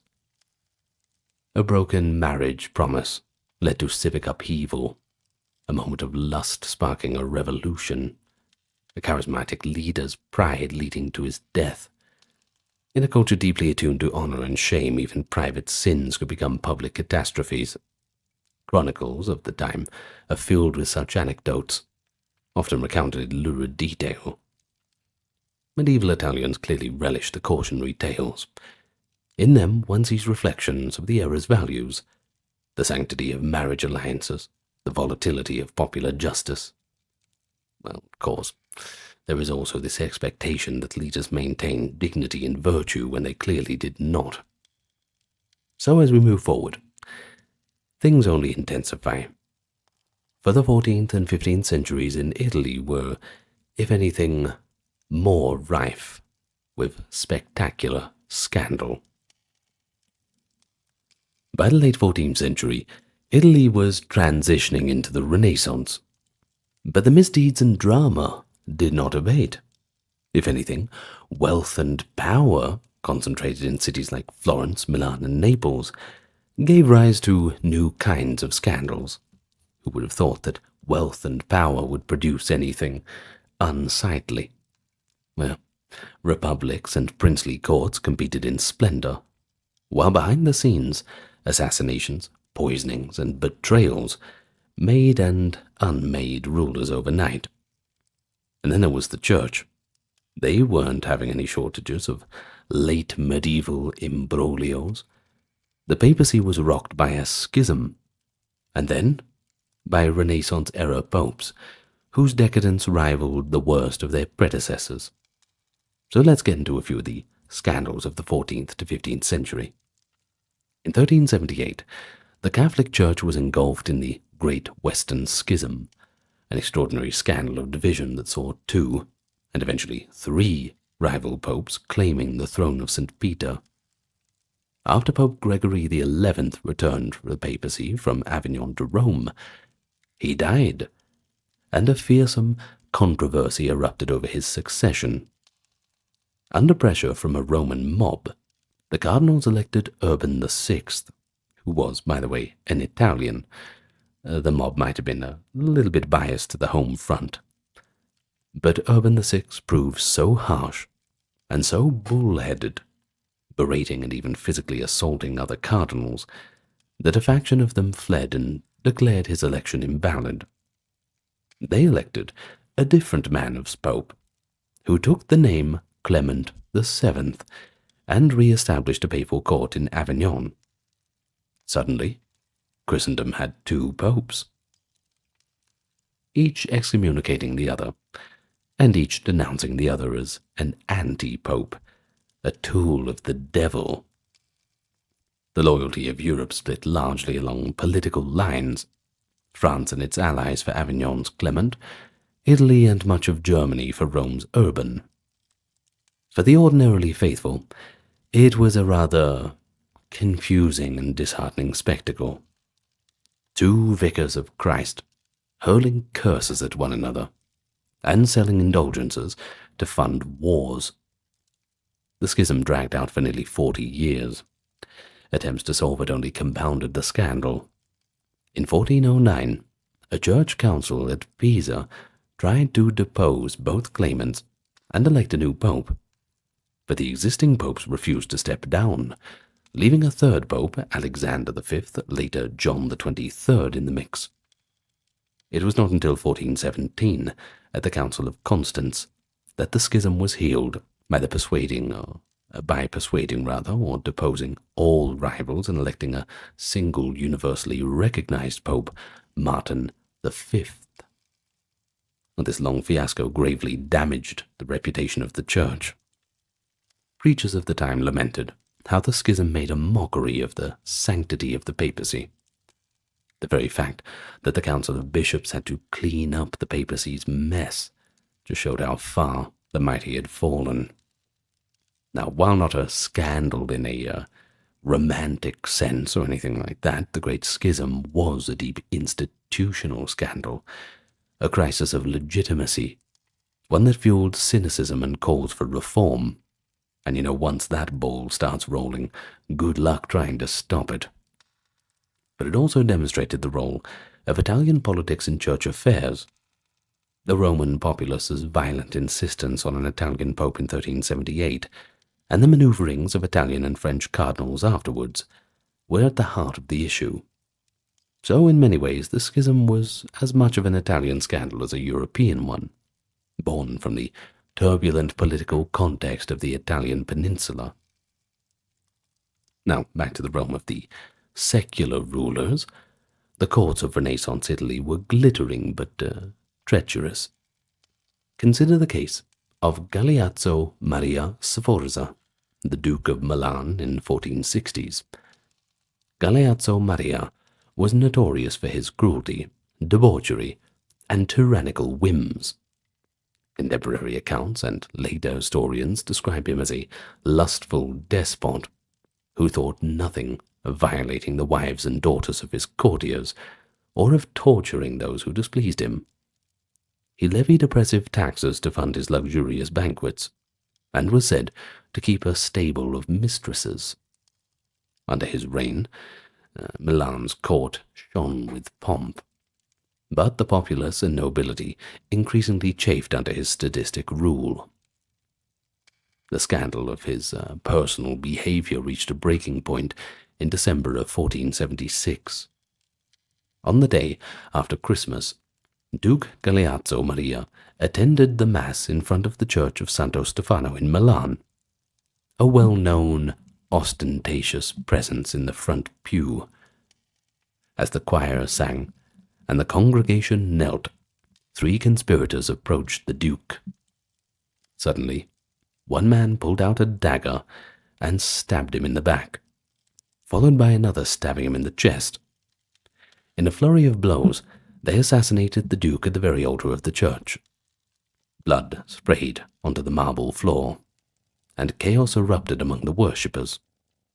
Not your normal Sunday service, I can tell you that much. Galeazzo Maria Sforza collapsed and died on the spot, killed in a church on Holy Feast Day. It was a scandalous event on multiple levels. You see, you had regicide and sacrilege combined. Yet for many of the people of Milan, there was a grim satisfaction in the demise of Galeazzo, a sense that the Duke had earned his violent end through his own monstrous deeds. Documents after the fact revealed that the conspirators, 3 young noblemen named Olgiati, Lampugnani, and Visconti, acted because they could no longer bear the tyranny and lust of Galeazzo. One conspirator's private letters called the Duke a wicked and corrupt man, whose death would be a service to God and country. The assassination shocked the rest of Italy. Other princes beefed up their personal security, and even had their food tasted for poison, realizing that terrible rulers could meet terrible fates. Galeazzo's assassination was one of the Renaissance's most dramatic scandals, retold in hushed tones. Justice, or perhaps revenge, striking down a wicked ruler, right in front of the altar. Now, Florence, the beating heart of the Renaissance, had its share of spectacular scandals too. The city, a republic dominated by the Medici family in the 15th century, was generally stable. But even there, envy and ambition fostered deadly intrigue. The most infamous episode was the Pazzi conspiracy of 1478. The Pazzi were an illustrious Florentine banking family, which that's probably didn't make them very popular anyway, but they bitterly resented the domination of the Medici. in league with a few other disaffected parties, and it appears with the covert support of Pope Sixtus IV, an enemy of the Medici. The Pazzi plotted to murder the Medici brothers and seize control of Florence. They chose their moment carefully. Easter Sunday, April 26, 1478, during High Mass in the city's grand cathedral, Santa Maria del Fiore. As the sacred ceremony progressed, the Medici were kneeling in worship among the crowd. Suddenly, at the elevation of the host, the most solemn moment of the Mass, the assassins struck. Francesco de' Pazzi and Bernardo Bandini lunged at Giuliano de' Medici, stabbing him multiple times. Giuliano, just 25 years old, collapsed on the cathedral floor, bleeding to death. His brother, Lorenzo de' Medici, the famous Lorenzo the Magnificent, was set upon by another attacker who slashed him in the neck. Lorenzo, though wounded, managed to fend off any further blows. Some accounts say he used his cloak as a shield, and with help of friends he escaped to the sacristy and barred the door behind him. Inside the majestic church, panic and fury erupted. Worshippers screamed. Some conspirators brandished weapons to cow the crowd. But the atrocity of the murder at Mass, in the consecrated space of the cathedral, had enraged the people of Florence. Lorenzo emerged safely and rallied his supporters, and what followed was a swift and brutal retaliation. The Pazzi conspirators, who were caught in the city, were lynched by the mob or arrested by magistrates, who were, of course, firmly pro-Medici. Francesco de' Pazzi, found hiding with wounds from his struggle with Giuliano, was dragged half-naked and bleeding to the Palazzo della Signoria and hanged out of a window for all to see. Perhaps the most shocking vengeance, though, was reserved for Francesco Salviati, the Archbishop of Pisa, who had joined the plot and was to have helped seize political control. The Florentines, furious that a prince of the church betrayed sacred hospitality by attacking his hosts at Mass, seized Archbishop Salviati and hanged him beside Francesco Pazzi, still wearing his ecclesiastical robes. The sight of an archbishop's corpse dangling from a government building, well, that's quite horrific. Pope Sixtus in Rome was livid. Not only had his attempt to eliminate the Medici failed, but the Florentines had compounded sacrilege with sacrilege by executing a high clergyman. Sixtus excommunicated the entire Florentine government and placed the city under interdict as punishment, which is basically when you ban it from receiving sacraments, essentially like an excommunication. War between Florence and the Pope, allied with the King of Naples, followed. Ultimately, Lorenzo de' Medici's political acumen solved the crisis, but the Pazzi conspiracy remained the talk of the town. It revealed that even a refined, cultured city like Florence could erupt in medieval fury when provoked. It also showed that the involvement of a pope in a murder plot was possible too, and that did very little to improve the church's repute. In the aftermath of the conspiracy, the Pazzi family name was forever cursed in Florence, while the Medici, paradoxically, grew even more secure in their power, bolstered by public sympathy and the outrage that they had endured. But hold on a minute. Scandals in Renaissance courts were not limited to the men. Some powerful women also took center stage in some pretty notorious events. One example, Caterina Sforza, the Countess of Forli, an illegitimate daughter of the Milanese Sforza clan, who became one of the era's most formidable women. In 1488, Caterina and her husband, Girolamo Riario, a nephew of Pope Sixtus IV, by the way, were targets of a coup in their town of Forli. A faction of local nobles, tired of the Riario regime, assassinated Girolamo, stabbing him to death in his palace, and captured several of Caterina's children. But Caterina herself managed to seize the family's fortress and hold out against the conspirators' siege. The plotters, holding her children hostage, thought they had a bargaining chip. They threatened to kill Katerina's sons and daughters if she did not surrender the fortress. Now, what followed became quite legendary. Katerina Sforza appeared atop the fortress walls in full view of the rebels below, and far from negotiating, she lifted her skirt high up, blatantly exposing what lay beneath, and shouted defiantly that they could kill her children if they pleased, for she held the means to make more. And yes, that is the famous scene from the, I think it was Assassin's Creed Revelations, or Brotherhood, I'm not too sure. In any case, those of you who know it already know it. Now, this is a pretty shocking gesture, sure, essentially telling the besiegers that a woman of her mettle valued vengeance and power over maternal sentiment, and that was pretty stunning to everyone. It was a scandalous display of audacity and indomitable will, utterly flouting norms of feminine behavior. Katerina's words, perhaps apocryphal in exact wording, but reported by Machiavelli and others, have come down in two versions. One more vulgar, implying she, quote, cared nothing for having more sons, and another more succinct, where she declares, do it. If it pleases you, go ahead and hang them. In either case, her message was quite clear. Katerina would not be cowed. Remarkably, her bluff, if it was a bluff, seems to have worked. The conspirators hesitated, unwilling to harm the children outright. Katerina held the fortress until reinforcements arrived, and she recaptured the city. The children survived too. Now news of the Countess's brazen stance spread across Italy, with equal parts admiration and equal parts a kind of scandalous disapproval.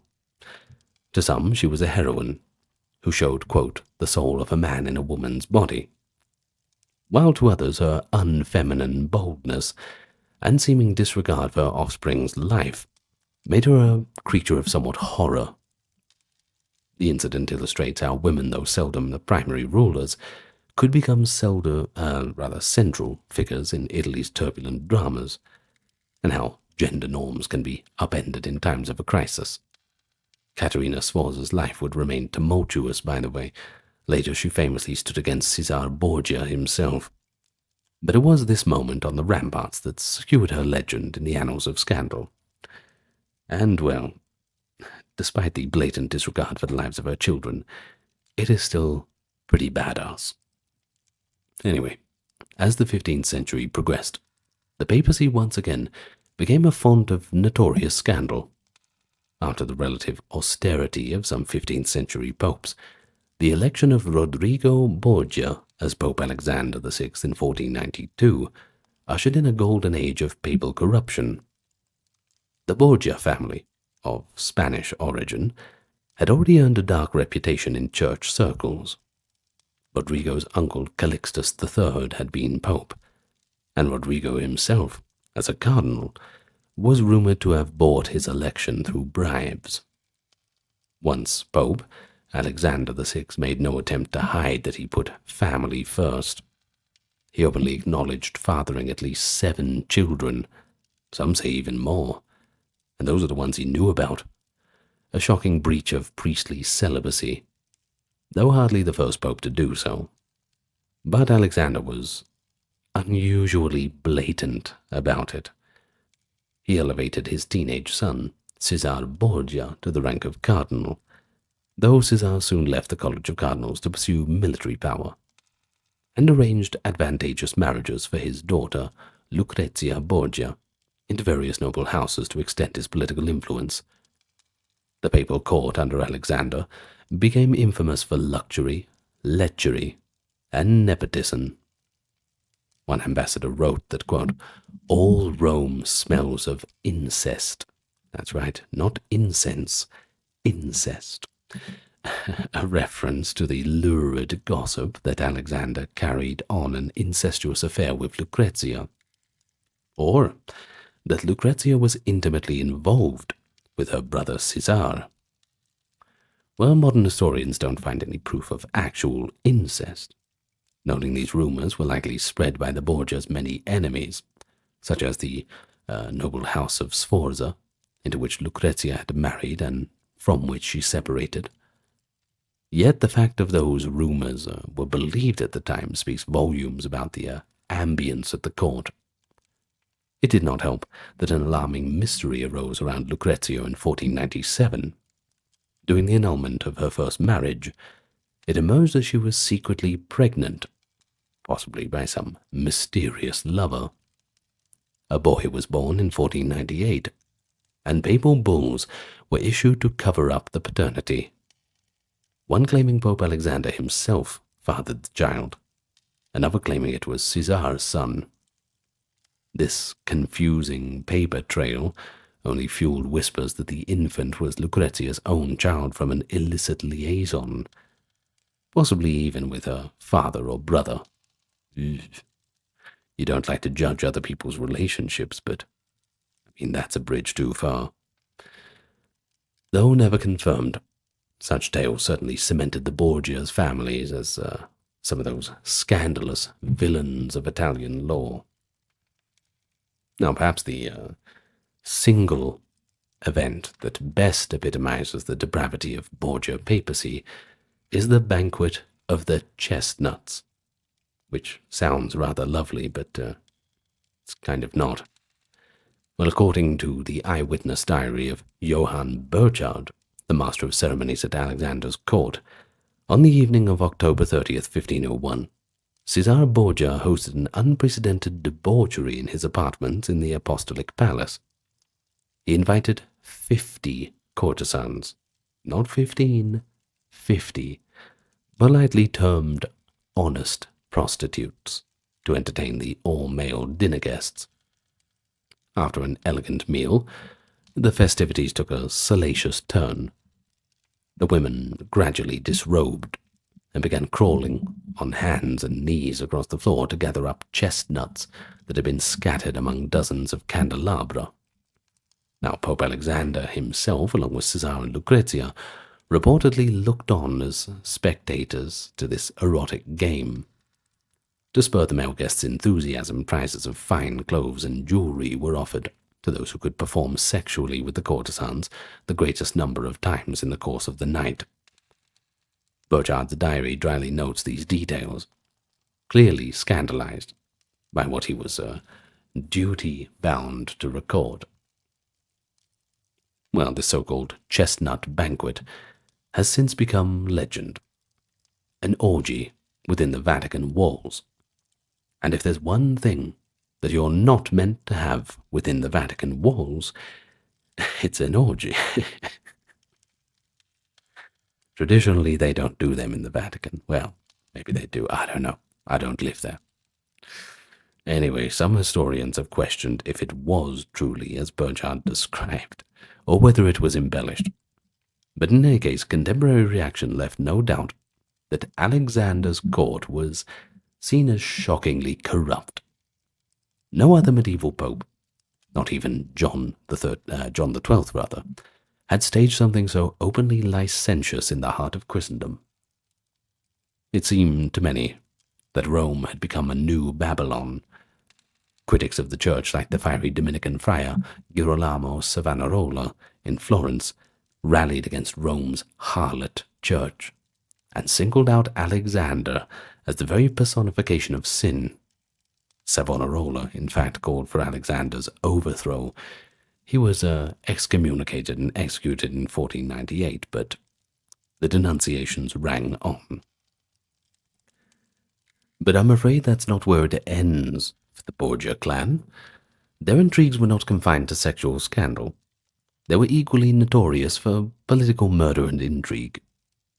Pope Alexander VI and Caesar Borgia eliminated several rivals via poison or violence. When Lucrezia's second husband, Alfonso of Aragon, outlived his political usefulness, he was strangled by assassins while recovering from a stabbing. This in 1500 in the Pope's own Castel Sant'Angelo fortress. Cesare Borgia himself was widely suspected of arranging the murder of his own brother, Juan, Duke of Gandia, in 1497.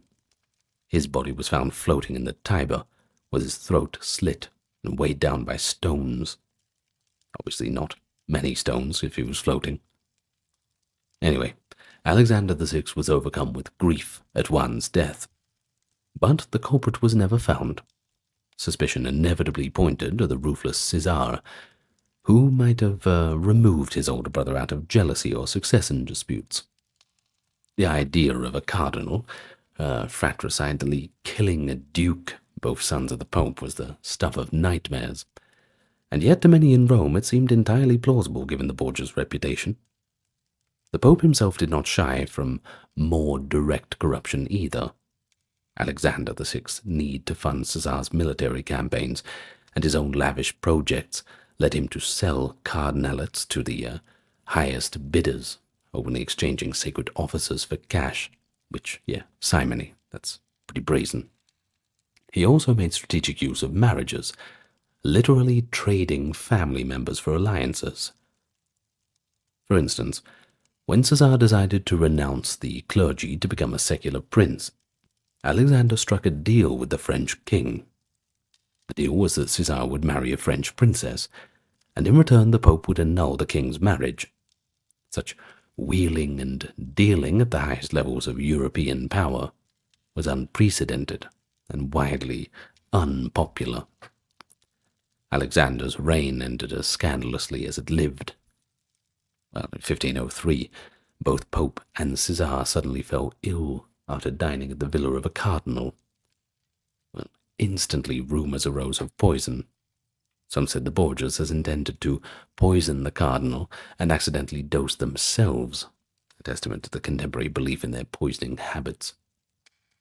Alexander died after a few days of agony, his corpse reportedly swelling, blackening, and smelling terrible, taken by enemies as a sign of divine wrath consuming the wicked. But modern historians suspect malaria, or another kind of fever, but at the time almost everyone assumed it was poison. Cesare Borgia survived, but was weakened. Within a few years, the Borgia family's grip on power was broken. The papacy, shaken and embarrassed, pivoted to more austere popes, and within a generation, the Protestant Reformation would seize upon the memory of Alexander as Exhibit A of Catholic corruption. Now, it's worth noting that not all late medieval Italian scandals were so bloody or salacious. Some of them were, financial. One significant example is the collapse of the Medici Bank in the late 15th century. The Medici of Florence, despite, aside from being political leaders, ran Europe's largest banking network, although those things seem to go hand in hand. Well, for much of the 15th century they were astonishingly successful and wealthy. But in the 1490s, mismanagement and bad loans had weakened the bank. Large sums lent to rulers who defaulted certainly doesn't help. Fraudulent practices began to occur as the Medici tried to cover their losses. Lorenzo de' Medici himself covertly dipped into public funds under his control to prop up the finances of the bank.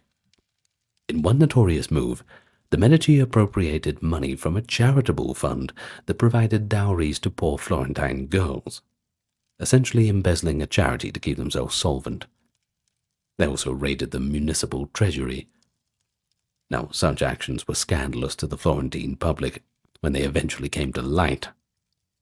In 1494, as King Charles VIII of France invaded Italy and turmoil hit Florence, the Medici Bank finally collapsed under insolvency. Piero de' Medici was expelled from Florence by an angry citizenry, earning the name Piero the Unfortunate. The downfall of the Medici Bank was a classic financial scandal. Greed, risky speculation, and betrayal of trust of the public led to the ruin of their bank. Well, although perhaps less titillating than orgies or murders, The scandal certainly had repercussions. The Medici exile paved the way for Florence's brief experiment with a puritanical republic under Savonarola, and it destabilized one of the pillars of the Italian Renaissance economies. Well, it also served as a reminder that white-collar criminals, banking fraudsters, corruption in office, well, they were very much present in medieval Italy, alongside the more visceral scandals. And that's where we leave it for today. I hope you've enjoyed the scandals of medieval Italy. We'll get to a few more videos like this soon enough. If you enjoy them, that is. Tell me if you want more, and what you want to see. I enjoyed them anyway. They're a little bit, I don't know, easier to digest, I think, than just one specific topic. Though we do like to keep it all balanced on the channel anyway. So, I would like to thank you for joining me.